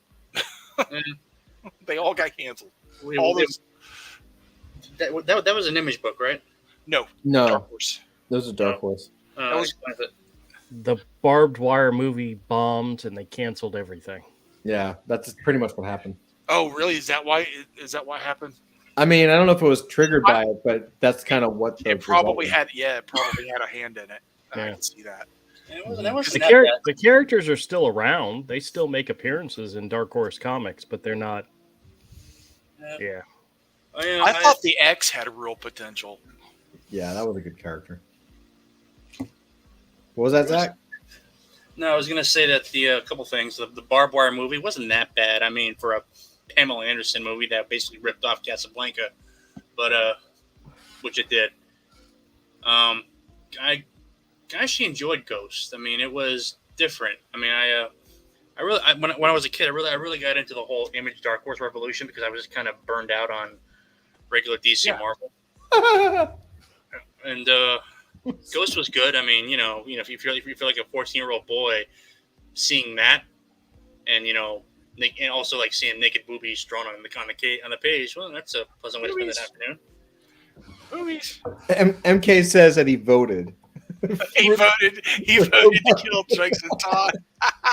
And then he says, did they use any of the comic artists when they did the shows like Plastic Man? Yeah, I don't know about Plastic Man specifically, but a lot of those guys were doing layouts and storyboards, and I mean it's really funny. You know what? In fact, give me 1 second. I'll show you something. I have something I pulled out just today. I'll show you something really cool. I'll be right back. Hold on, I'll be right back. Take over. Quick, Andrew, you can talk now. yeah. Come on, Andrew. Andrew. Got to get up and unmute me. Unmute you. Come on. Todd is a giant fish. Todd is a giant fish. I am a giant fish. Damn it! Check this out. So this is what was really funny about this stuff, because a lot of these illustrators. So like you had Alex Toth on Super Friends and Batman and all of the Hanna-Barbera stuff, and Alex Toth was like fucking genius, and so they hired a lot of these comic artists to do the storyboards, but they didn't. It's not like it is today where they had a system and they knew like, oh well, here's how you do storyboards and layouts and the process. And so they would get these amazing illustrators to do these layouts that the animators couldn't do. Like the talent in the animation side was not what it is today. They just couldn't do it. So a lot of those old school layouts are fucking masterworks. So I got this piece, and this is from Namor, the Submariner. And you're like, cool. You're like, Namor the Submariner. Well, if you've seen, go on YouTube and you can look at Namor the Submariner. I think it was like in the 60s, like 64, I want to say. It's terrible. It's like kind of when they had like the illustrated heads and like the mouths that kind of move. The shows are terrible. It was the earliest Marvel art, right? Marvel animation. But I found the layouts for the shots, and the guy who did it was an illustrator I'd never heard of, a guy named by the name of Mel Kiefer. And Mel Kiefer is a fucking genius. So this was a layout shot that the animators were then supposed to animate. Okay, I'm just going to show you what the animators were getting, and you'll kind of see the Jose Garcia Lopez illustration. This will kind of put it in context. Okay, look at that. Nice. Right? That's gorgeous. It's fucking gorgeous. Like, you're telling me that they were supposed to animate this? Are you out of your mind? Like, there's no way. But look how perfect that is. It was animators in the 60s, correct? Yes. Yeah, they didn't. They got that and were like, wait, we're supposed to do what? Yeah, they were like, well, we're going to have to make this look ugly to make it happen. So, like, but this is basically how a lot of the animators, they were hiring illustrators and comic artists to do it. So, yeah, the answer is yeah, but the reason why that old animation doesn't look as good as you would think is because the processes were just broken and they just didn't they were very different, right? MK, like it was like if you're it's like 1964 and you get this and you're like, how the hell, what am I supposed to do with that? Like, it was pretty awesome. There's some really good shots that are like, I need to get more of that stuff if I can find it. But like those cartoons where they have like, it's like an awesome Jack Kirby drawing. Yeah. But then the mouth is just some dude's mouth moving. We should totally do that, by the way. Like old school, like mouth moving, like rah, rah, rah, rah. Yeah. That's what I suggest. That's what You've talked about it. I know. Yeah, Andrew was going to do on his channel. I think Conan O'Brien used to do that on his show when he was like, I don't know, satirizing politicians. I actually did it for one video on my channel. Yep. Hey Todd, huh. It's pretty good. You mentioned the change in animation. You know, Oh, let's share that video later. there was a trailer for the upcoming Venture Brothers movie. Venture Brothers movie came in today. Mm-hmm. It hit the internet today. It's interesting, but nice. But I was watching and I realized, if you take that show and you compare the first season to like the seasons that came totally after, different. Yeah. I mean, it's like literally the quality improves with each episode. Yep. So that kind of reminds me of that, to be honest. Completely, absolutely. Yeah. And MK says, yep, they would sprinkle them on the Saturday cartoons. Favorite time to spend with my dad, early 70s for us. Yeah. To spread out their stack. So I did see them. Yeah. It was, I mean, they were fun to watch, but like looking back, like, oh man, that was really bad. So check this out. This is Adam Hughes, Wonder Woman. Let's watch Andrew's video too, also for his animation. Please find that, Andrew. Let's watch it. If we don't do it tonight, we can do it next week. But look at that. Look how gorgeous. I studied the way he draws shadows for Oh yeah, years. his shadowing and his feathering. Look at that. Is fantastic. He would spend way too long on this shit. Look at that. Just gorgeous. Bonafide good girl art. Kelly Jones. Batman Crimson Mist. I love Kelly Jones even when he draws the wackiest, most messed up anatomy. That's just like look at that. Look at that. Yeah. It's so crazy, man. Yeah. This is one of the things I love about comics. I really like, where the hell do you get this style from? Do you know what I mean? Like, where does this come but it's from? bonkers. Look at the Batman. So he drew Batman with these ears that were like 4 feet tall, and it just worked. He did a Batman run, and it was all like this, where the ears were like 10 feet tall or some shit. Yeah, like, look at that guy's nose. And the anatomy was just wonky as hell, but it was cool. It just works, and I don't know why it works. Right? It's like look at that. Just he's like, oh, that's from the vampire Batman thing he did. Yeah. Like that's just like, look at that vampire Batman guy right there. Like that's crazy, right? Yeah.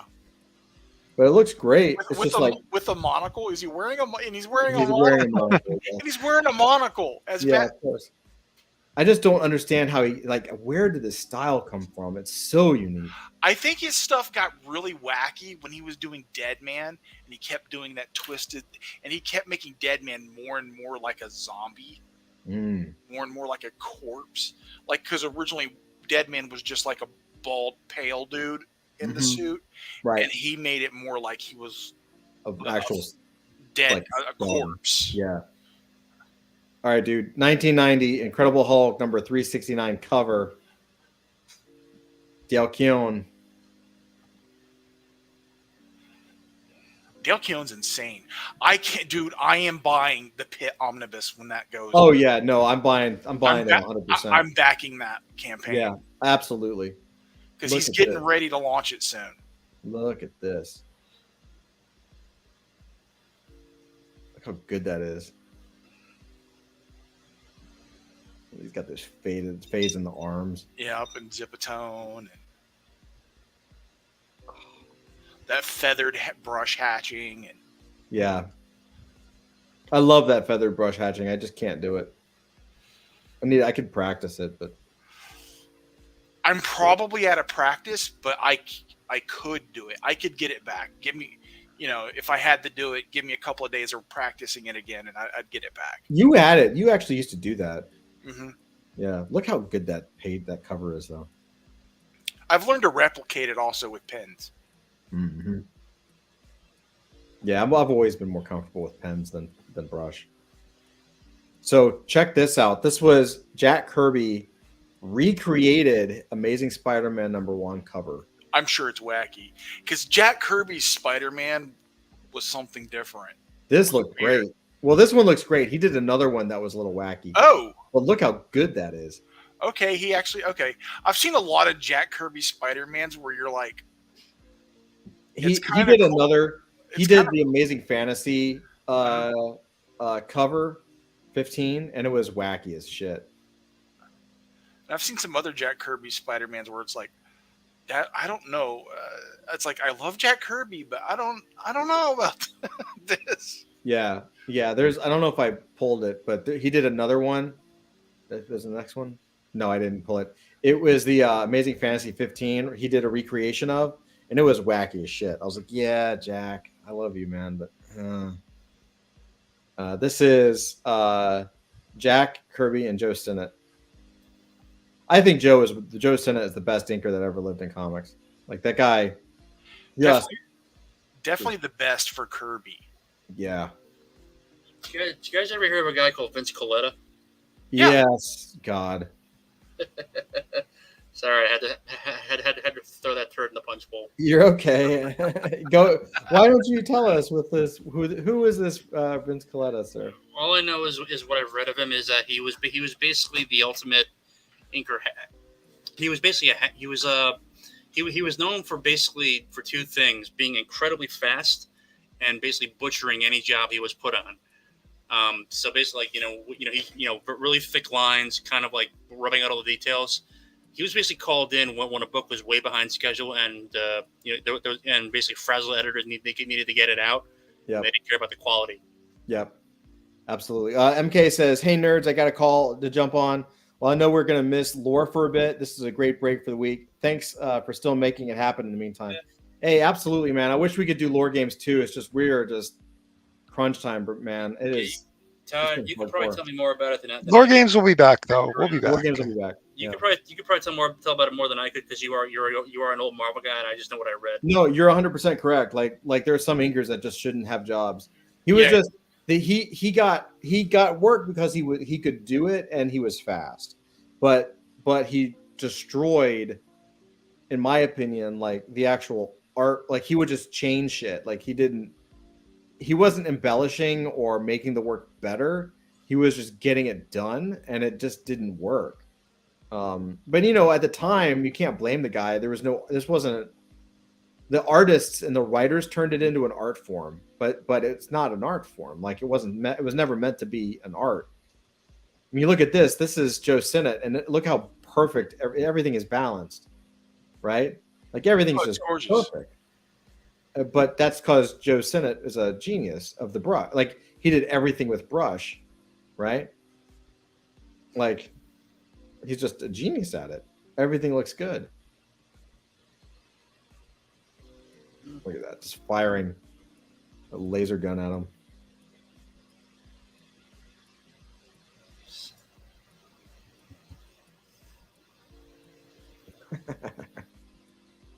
So good.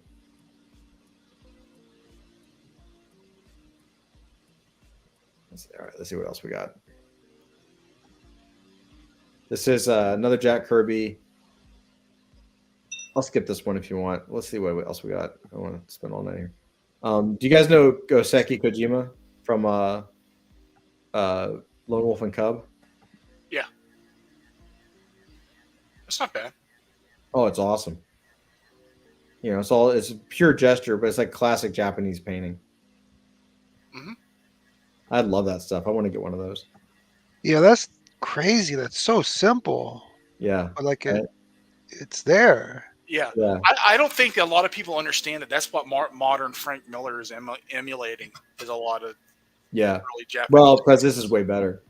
But like, yeah, this guy's a master. He did Dusty. This guy did Lone Wolf and Cub. I don't know if you've ever seen it. It's because they made it into movies, they made it into shows and all that.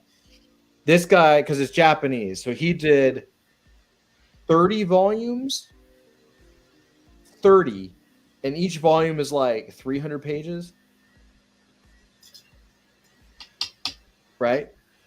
That's a lot of pages. And they would do like what was it like? I don't want to say it was like I mean, 3 to 5 pages a day or something ridiculous. But yeah, he could. He was a master, just an absolute master. And his books are beautiful. Really good stuff. This is an Andy Kubert X-Men. So this is what Avery was. I mean, you were referencing the Kubert brothers. So Yeah. this is primo 90s comics. Yeah. I was always an Adam more than an Andy fan, but like you got just the action lines, right? Mm-hmm. Like, look how great that is. And I hated this stuff then, but I like it now. Yeah, I agree. Well, like, yeah, there were some books that I really liked, but I never liked them as much as like the Jim Lees or the Silvestris. Yeah. But now looking back, I actually like this a little more than that stuff. You know what I mean? Like look at this. Like, Yeah, but this is the vibe I was trying to give. A little bit of this is what I was trying to give that White Leopard piece. yeah. There's just so much action and dynamicism in the ink line that it feels like it's moving, Yeah. right? Who inked this? Is this Artie Bear? I don't know. Let's find out. Mark Pennington. Okay. Yeah. Still good. Yeah, it's excellent. I mean, the fact that I could have mistaken it for Artie Bear is saying that that's good. Rob Liefeld, X-Force.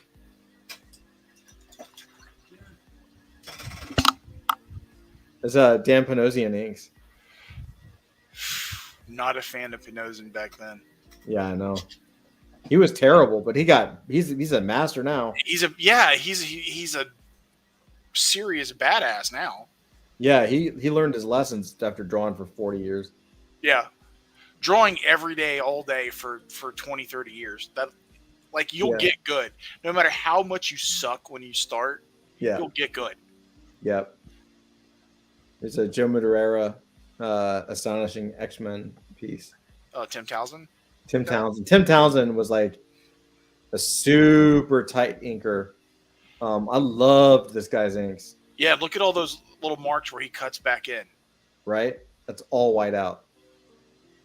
And that's tiny. Like, look how tight look how big I've blown this up and look how tight his ink line is. Yeah. Like, that's just nuts. And then, like, look, even the hair on the face, like, look how like linear or like organized it is.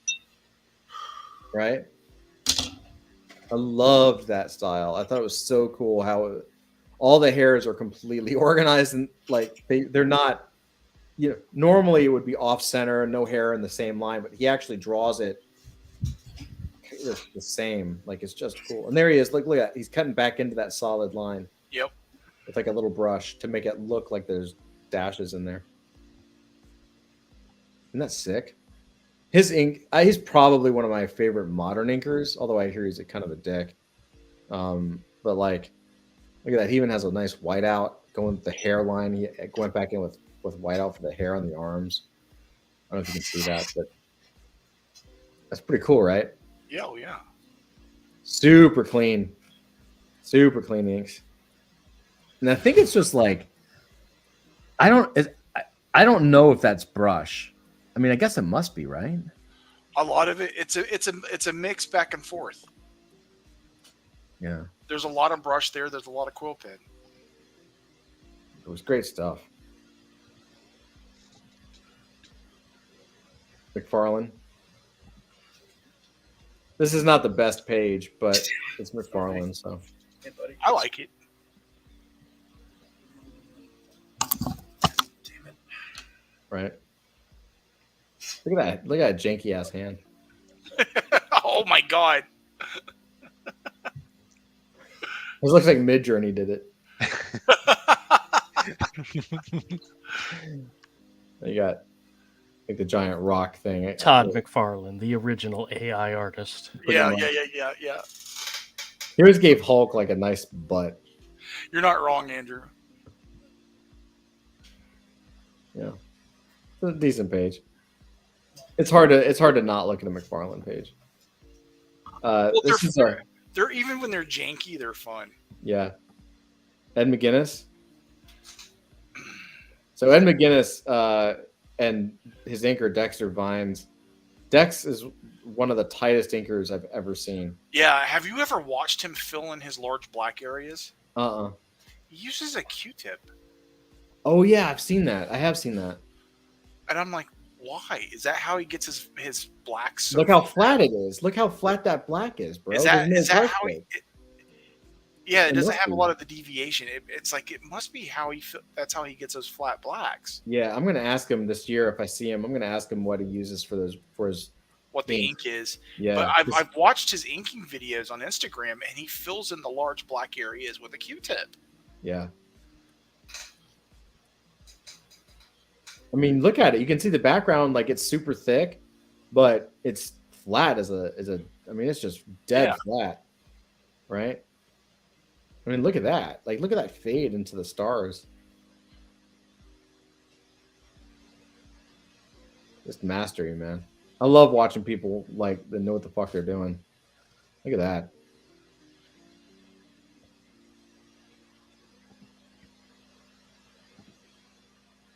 All right, so now we got Frank Miller. Yeah. Short bus Punisher.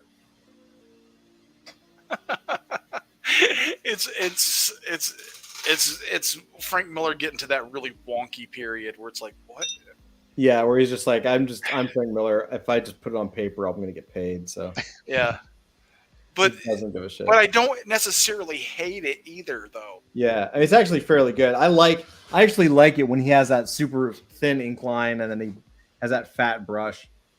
That's pretty fun, actually. You know, it's the phase right after this where he got rid of all of the small ink line that I was like, you lost me, bro. Yeah, like this is like super cartoony Elektra. Like, all right, dude. It's like, look at that muscle, look at that arm. Like, come on, bro. Yeah. No, look at the nipple. Yeah. God damn it. It's like Mickey Mouse's head glued to her chest. Yeah.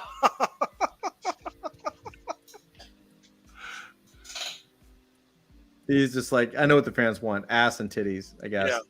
And yeah, it's like no one's gonna look at the face, so I'm just gonna draw like a, like you got hit by a truck. Frank Miller, the next generation of AI artists. Yeah, really. Yeah. Anybody with wonky anatomy could be considered an AI artist, you know? Okay, I want to know how Andrew can hate this because this is John Romita Jr. and Klaus Janson for Punisher Warzone. And I can't, like, I can understand Cowan, but Klaus Janson, like, how do you not like these inks, bro? That's awesome. How do you not dig this? Yeah, but that's more John Romita than it is. No, John Romita's gone. All that's left is Klaus Jansen's ink. Those pencils have been covered up and erased. It's not Look nearly at those as hands, man. That's not nearly as filthy as most Klaus Janson stuff. Oh, you don't like the super dirty Klaus Janson? No. You like the Dark Knight Janson? I like the dirty. I like it dirty. Yeah, this is one of my all-time favorite runs. I love how one of the things I love about Janson is he like understands light, and so on the front of the face, it'll be like a thin nib, right?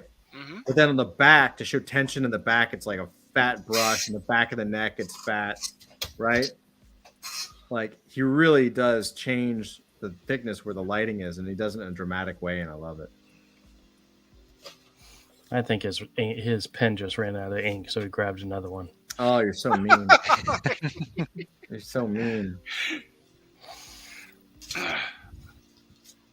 I think Klaus is a fucking badass. I look at that and I'm like, how can you not dig that? That's so cool. I think it's badass. Right.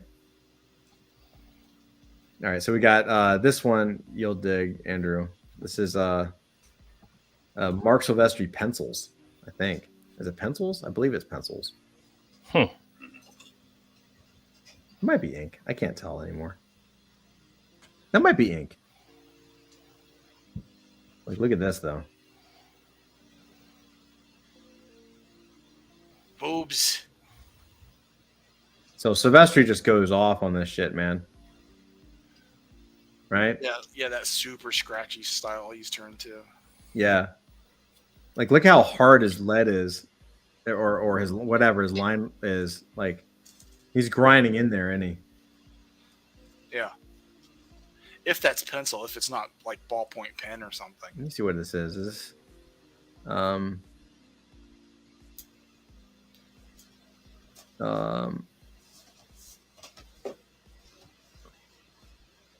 yeah, no, it doesn't say what it is.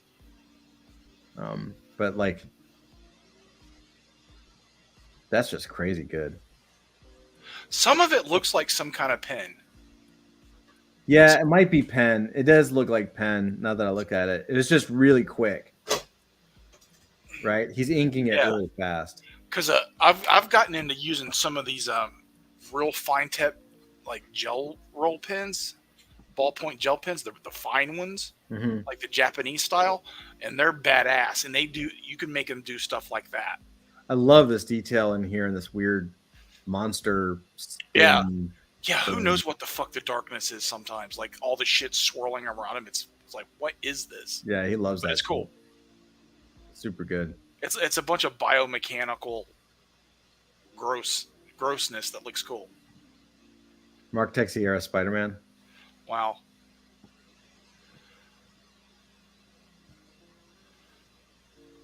You got like Hobgoblin.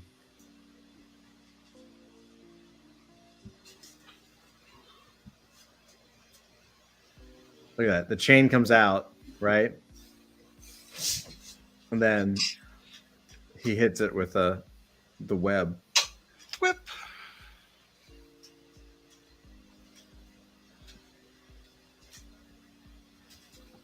Texiera was the best Ghost Rider artist ever.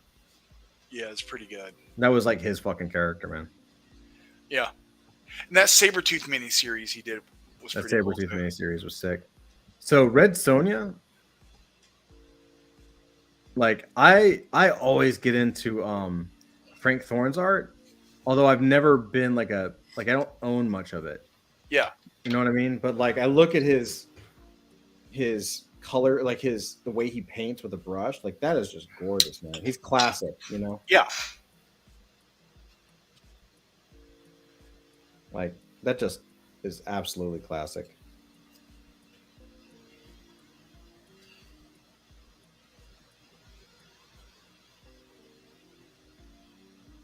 So good. Like look how like the silhouette, right? Mm-hmm. It's just great, man. That silhouette of hers, it's awesome.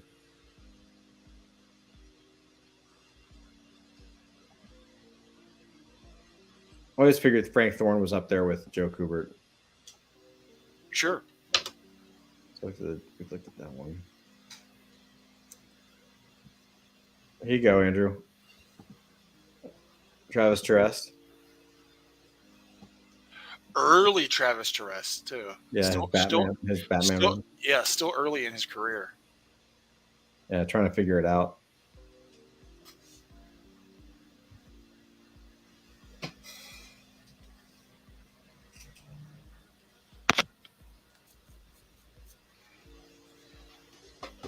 Still really good. Mm-hmm.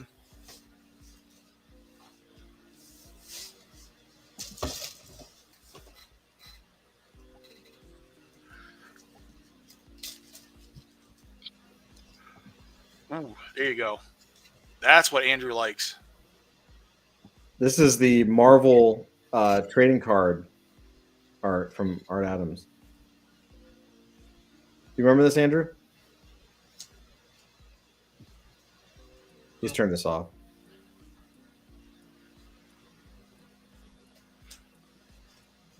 It's Art Adams, his favorite artist in the world. Yeah, I know, and now he's not going to get to see it. It's from Fantastic Four Marvel Universe Series 2. This one was for you. Where are you? Yeah, come on, fat boy. Hey, don't fat shame. Look at that Bad one. boy. We are because we can because we are ones. That's right. Yeah. Oh, here was that other Kirby that was like, oh, okay. Oh, Nice. This is the recreation. that's a see. That's It's a little weird. that's not the wonkiest Kirby Spider-Man I've seen, but it's pretty wonky. Hey, Todd. Yeah. I think I might have mentioned this before, but when you look at these inks, and then you look at the comics of the time, like when they were fully colorized, Mhm. the contrast is, kind of sad, because they're using the old, like 3-dot matrix prom, color, Yeah. and it's just wiped out so much of the detail. Yeah, I know. I mean, I actually, Yeah, I actually have a copy. I actually have one of the original trade paperbacks of the Dark Phoenix saga. The one that was put out in the 80s that they used the old coloring. Yeah. And it's just almost unreadable by modern standards. I know. You do, but that's kind of the history of the stuff, right? You just kind of Yeah. Oh yeah, my Dark Phoenix trade is got like the Sienkiewicz cover. Yeah. Yeah. I love that image. Okay, so check this out. I got some Bruce Timms for you, man. That I'm jealous that wasn't able to get. Look at this fucking thing, dude. That's marker. That's just marker. Yeah. Isn't that crazy? It's pretty dope. I mean, Wait, who signed that? Who's seen? Is that Kevin Conroy's signature? yeah, it is. And The Bruce best Timm, Batman. and Bruce Timm is right there. Yeah, the best Batman Yeah. was Kevin Conroy. Yep. Look how good that is. It's just so perfectly rendered with a fucking marker, dude. Mm-hmm. God, it drives me nuts. This guy does stuff with markers I've never seen before. This one I wanted. I was like, I saw it and I was like, I really want that. And then I stopped looking because I'm not doing it right now. Look at this Joker, dude. Look at that. Again, this is marker. Yeah, you can do some pretty impressive stuff with like Copics and stuff. Yeah, no, he's a master. I should probably get into this. He's so good at it. I'd embarrass myself. Yeah, I love Copics. I just don't use them because it's so expensive. Yeah. Like, okay, if my original sold for $500 to $1,000, I would do color Copic stuff because you can justify spending $20 a marker. But what I love about this is he worked his ass off on it. I mean, look at that. Yeah. They're like green, haha. Mm-hmm. It's pure marker. There's no ink line. You know what I mean? Oh my God, I love that. I love this drawing so much. It drives me nuts. So the Fantastic Four cover that he did. And he's really tight with his. It's just the animation stuff, man. Like super tight with those lines, right? That's just straight up a love letter to Kirby. Oh yeah, 100%. Isn't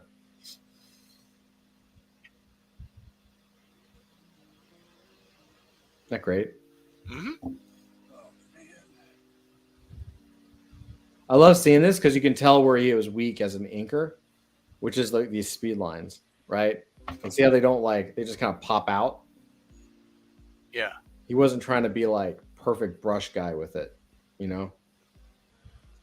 Make them taper. Yeah. And flare to where they make the little triangle. Right. He just did his best.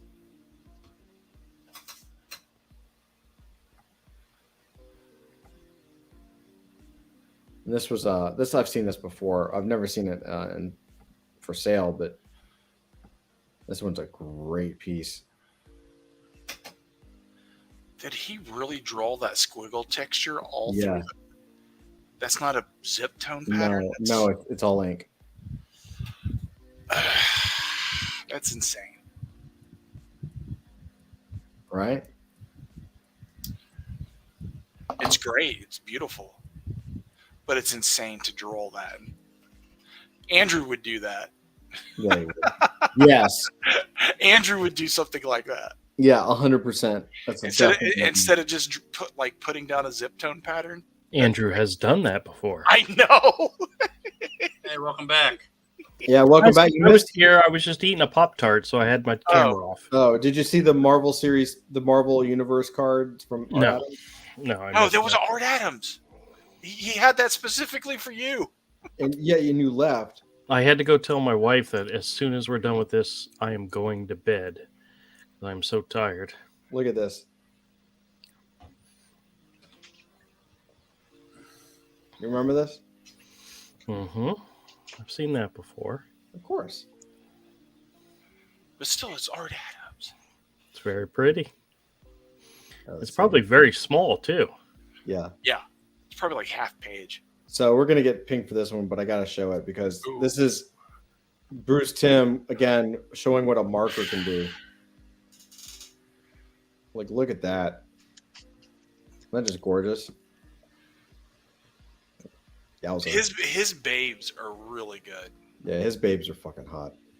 Yeah, I heard a story once that a lot of the animators who worked on a lot of the classic Disney films would actually draw cells of the female characters in, shall we say, less than acceptable poses for the 1930s and 40s. Like they're like the guy did Snow White had supposedly had a bunch of cells without her clothing on. I'm sure. There's probably when animators get bored, they start doing some crazy shit. Yeah, I saw some crazy shit with Simpsons that I won't go into. Yeah, Just to say they had the Simpsons doing all kinds of fucked up things. I know a story of a guy who met one of the animators for the show Animaniacs. Mm-hmm. And it was he did a sketch of Dot, but with a giant. And the guy that I knew that had seen it asked him, "Can I get like a photocopy of that?" And he's like, "No way." Can you say lawsuit? This is never leaving my side.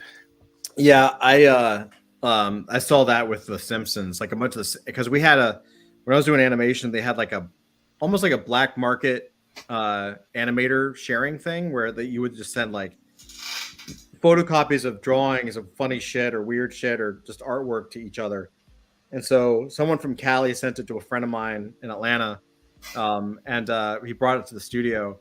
And yeah, it was from the Simpsons animators, and it was just stacks of like fully animated scenes. Like there was an animated scene of Bart. I don't even want to say, like, it was very, let's just say it made me think that the animators absolutely hated their jobs. Right. And my friend was copying them because that's what we would do. We would just photocopy this stuff because it was like classic art and rare and, collectible. And he was like, "You want to make copies?" And I was like, "No way, not these." And I collect all kinds of shit. And I was like, "Nah, I don't want these. I don't want to own these." No, I think it crosses a line legally. It definitely crossed the line. And I was Don't like, worry, yeah. Avery. As soon as we get into the green room, he'll pull out his folder of all this No, stuff. I don't. I don't have that shit. No. In Japan, there's actually a term they use for fan art of that type. It's called, I don't remember, doujinshi or something like that. But Well, technically, it's not fan art if the actual animators are doing the drawings. it's true. It was just creepy. as shit. non-produced art. Or It was creepy. well, doesn't like Frank Cho, do like, I don't know, Cape, like what is it, Jungle Girl, whatever it is. I don't know. I mean, it's like, a lot of that bad girl stuff back in the '90s came pretty close to the line a lot of times. Yes, it did. Yeah, but the implication with The Simpsons is something that's technically illegal. Yeah, Yes, it was not legal. You can't even draw that subject. It was not. Yes, it was. like I said, it made me. My assumption became, wow, these guys hate their jobs. So Yeah. was it illegal in that it violated copyright, or illegal that it violated the health codes of whatever state you were in? Yes. FBI. Yeah. Oh, Bad stuff. so sort of thing that if you tried to sell it, you would get a knock on your door and like they're Federal prison. Federal. Yeah. like a SWAT team outside. Yeah, and it made me feel dirty. Like I mean, granted, it was just cartoons, but still. but still, you shouldn't even draw that subject. Yeah, it was kind of a little. Because hi, I'm Chris Hansen. Have a seat. Yeah, it was a little wrong. But I also, I was like, well, they must, find another job, guys, if you don't like this one. Yeah, that's a little too far. Isn't that stuff animated in Korea or Korea nowadays? They would still do main scenes here. Oh, Yes. Right. They would do keyframe animation here and have it finished someplace else. Yeah.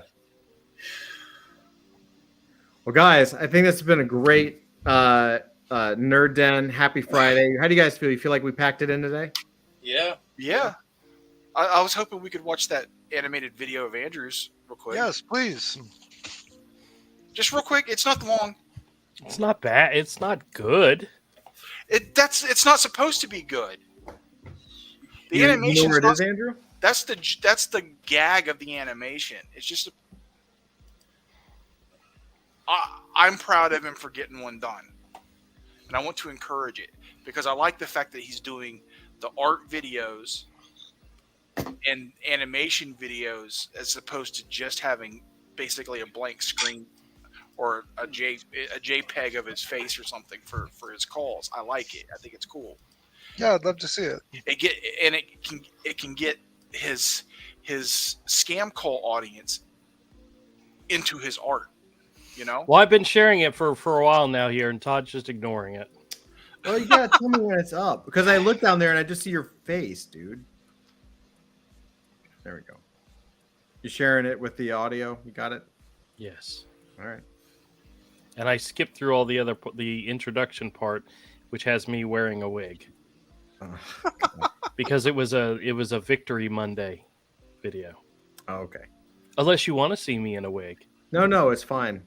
Save that for OnlyFans. You gotta turn your volume on. It's muted, honey. Oh, sorry. Hold on. Yeah, that is. Did Did he call me honey? Hey, man, I'm celebrating. It's the second time he's called you honey this episode. I'm celebrating this month. Leave me alone. All right, here we go. Transfer to the next available agent.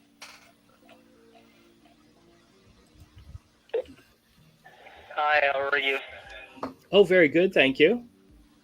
Perfect. I see that you are responding for a debt elimination on your credit card, right? Yes, sir. Which card is that you owe the higher balance on? Well, the one that we use the most, that I think has the highest balance, is my Capital One.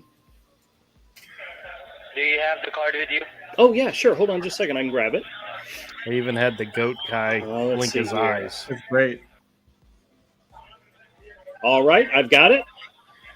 What's the expiration date? 6/26. And the card number starts with number 5. Yes, it's 5178. I'm sorry? Yeah, verify me the numbers. Oh, okay. I thought you said something. Sorry. It's 5178 0575 3841 2614. And this card is under your name. You are the primary and the authorized signer? Yes, I believe I'm the only one on this account. That's yes. Sir, can you read the number one more time? Oh, yeah, sure. Hold on. It's 5178 Do you just have one that you read off? 0575 3841 I'll ask you afterwards. 2614. Oh, it's 2614. Your mama is a. How about that? Really? Do you know her? Is that the best you could come up with? I mean, really? He's a rhymer. He's 1, 2, good. 3, 4, your mama's a whore. Did you do you just have a number that you repeat, or did you just make it up on the fly? The first couple of numbers are ones I repeat because they're actual numbers, and then Mhm. the rest of them I just make up and write down as I go along. Oh, that's funny as shit. And so he's trying to type in to buy something or verify that it's real. Mm-hmm. It doesn't work. Aww. That's I had pretty- I had a scammer today say he was with Discover Card, which I've never had a Discover Card, but I can make up a number just like the rest of them. And I gave him the fake number and it didn't work. And he came back and says, "Do you have any other cards?" I said, "Well, I have my MasterCard." And he said, "Okay, yeah, give me that one." I'm like, "Sure.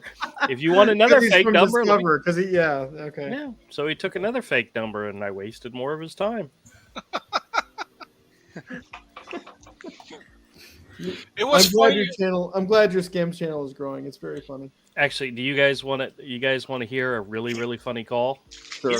He's got one he calls back. He even has their number and calls them back and wakes them up. Guys, we've the last three Wait. How did you get their number? Because he gave it to me. And it's his cell phone number. The last three live streams that we did, we called him, and 2 of them we left him a message. The third one we woke him up, and he's like, "Oh, call me back later," and he hung up. It's like, "Oh my god, he answered the phone!" I was so excited. Now, Andrew's Dude, when he picks up the phone, you should tell him you're from Discover Card and ask him for his fucking credit card. Well, Andrew calls and harasses him now. yeah, it's great. So good. But yeah, I had one recently that was pretty funny. Hold on a second, let me see if I can find it. You're such a dick. It's for a good cause. Totally for a good cause. I mean, he has like 6. How many videos do you have of this guy? This guy called you. It's the same dude. Is it like 7 or something like that? I have 7 videos. Yeah, With the same the guy. series. 7 It's a times? series of videos. Yeah. Yeah, and eventually he gave Andrew his phone number, and Andrew calls him. He just loves you. Yeah, but here's the thing. Here's the thing. I've talked to him before and told him, "I'm never going to give you my money. I know you're a scammer. I have a YouTube channel, and I'm going to put this recording on YouTube." And he still calls me back, asking me for money. Yep. He just thinks one day you're just gonna. Americans are stupid, and you're just gonna give it to him.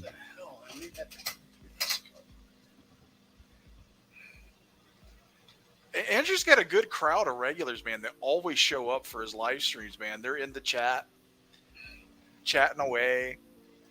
Yep. Talking Here it is. Talking to each other, talking to Andrew. This one. Hold on a second. I gotta get through the advertisement. But this one, the guy, once he realizes I'm wasting his time, he starts cursing at me, and I have to bleep it. And then he hangs up, and I'm like, "Oh man, that's too bad." He literally called me back 3 more times because he wasn't done cursing at me. That's great. Yeah, you want to hear it? Yeah, I want to hear it. Okay. And we'll skip through to the good parts for you, okay? Okay. Saturday nights at 8 p.m. Eastern Time. I'm seeing I understand, A6. right? Got it. Live branch drive. Okay, sir. So please just. Me. You're going to Okay, activate I'm holding a line for you. Yes, sir. Please. because you're confusing me. You. Have All your right. medical card. Yes, I have. All right. You ready? Yeah. About halfway through it is where it happens, but it's funny. Okay. I have it right here. Okay. Please just verify me. What's your medical ID number? Okay. 11 alphanumeric numbers. Hold on a second, because you're confusing me. You say you're going to activate my new card, but I haven't gotten my new card yet. I need your old Medicare ID number, then I will activate it on your profile. Okay, I don't. You the 24 hours. Okay, I don't want my new card activated till I actually have it in my hand. So I don't want you to activate it yet. I need to get it first. What? What? Is that any way to talk to a senior citizen?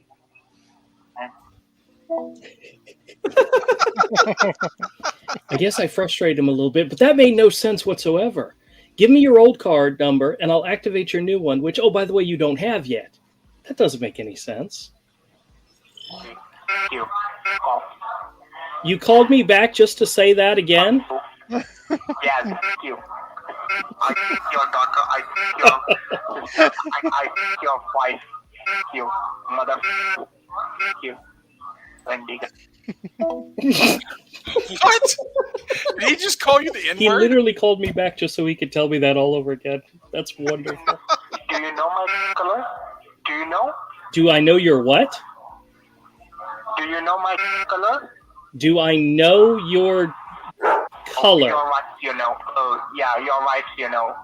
It probably, it's probably the same. It's probably the same color as your face, which is.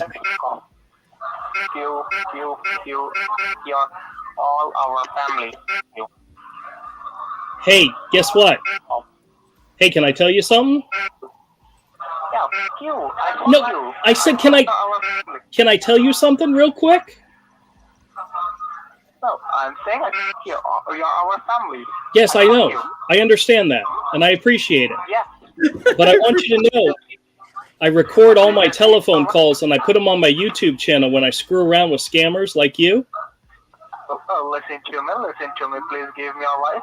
And this is going to be a fantastic video. I'm going to have to edit it, but it's going to be a fantastic video. Peace out. He called me back twice. I'm sorry. He must have been having a bad. Oh, I swear, I hope literally this is calling him. me back again.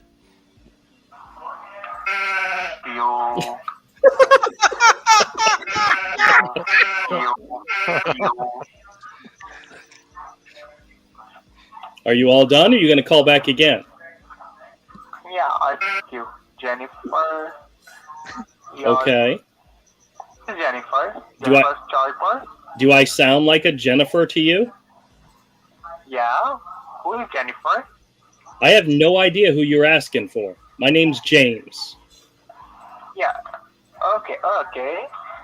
Thank you. Are you sure? Is that the last one? Okay, I gotta be careful because I've stopped these videos twice now, and then he called right back. So He did not call back after that. Oh, so good, dude. It was over 50 bleeps. And Oh, what's really sad is because he. Oh, I can't tell you. We're still live. Never mind. I was going to tell you what one of the unbleeped things was and the reason why I bleeped myself. in the green room. Yes, I'll tell you in the green room. Yeah. Yeah. So Anyway, it up. Well, we'll Wrap say it up. we'll wrap it up. Everybody, thank you so much. Happy Friday. That was a great episode. That was a lot of fun. You know I love you guys. Everyone here, love you all. Everyone in chat, Carrots, MK, everybody else, thank you so much for coming out. We love you. Happy Bye. Friday. Have a great weekend, and we will see you back next week. Web3 Comic-Con coming soon. We're working our tails off for it. You best believe that. All right, talk to you guys soon. Love you.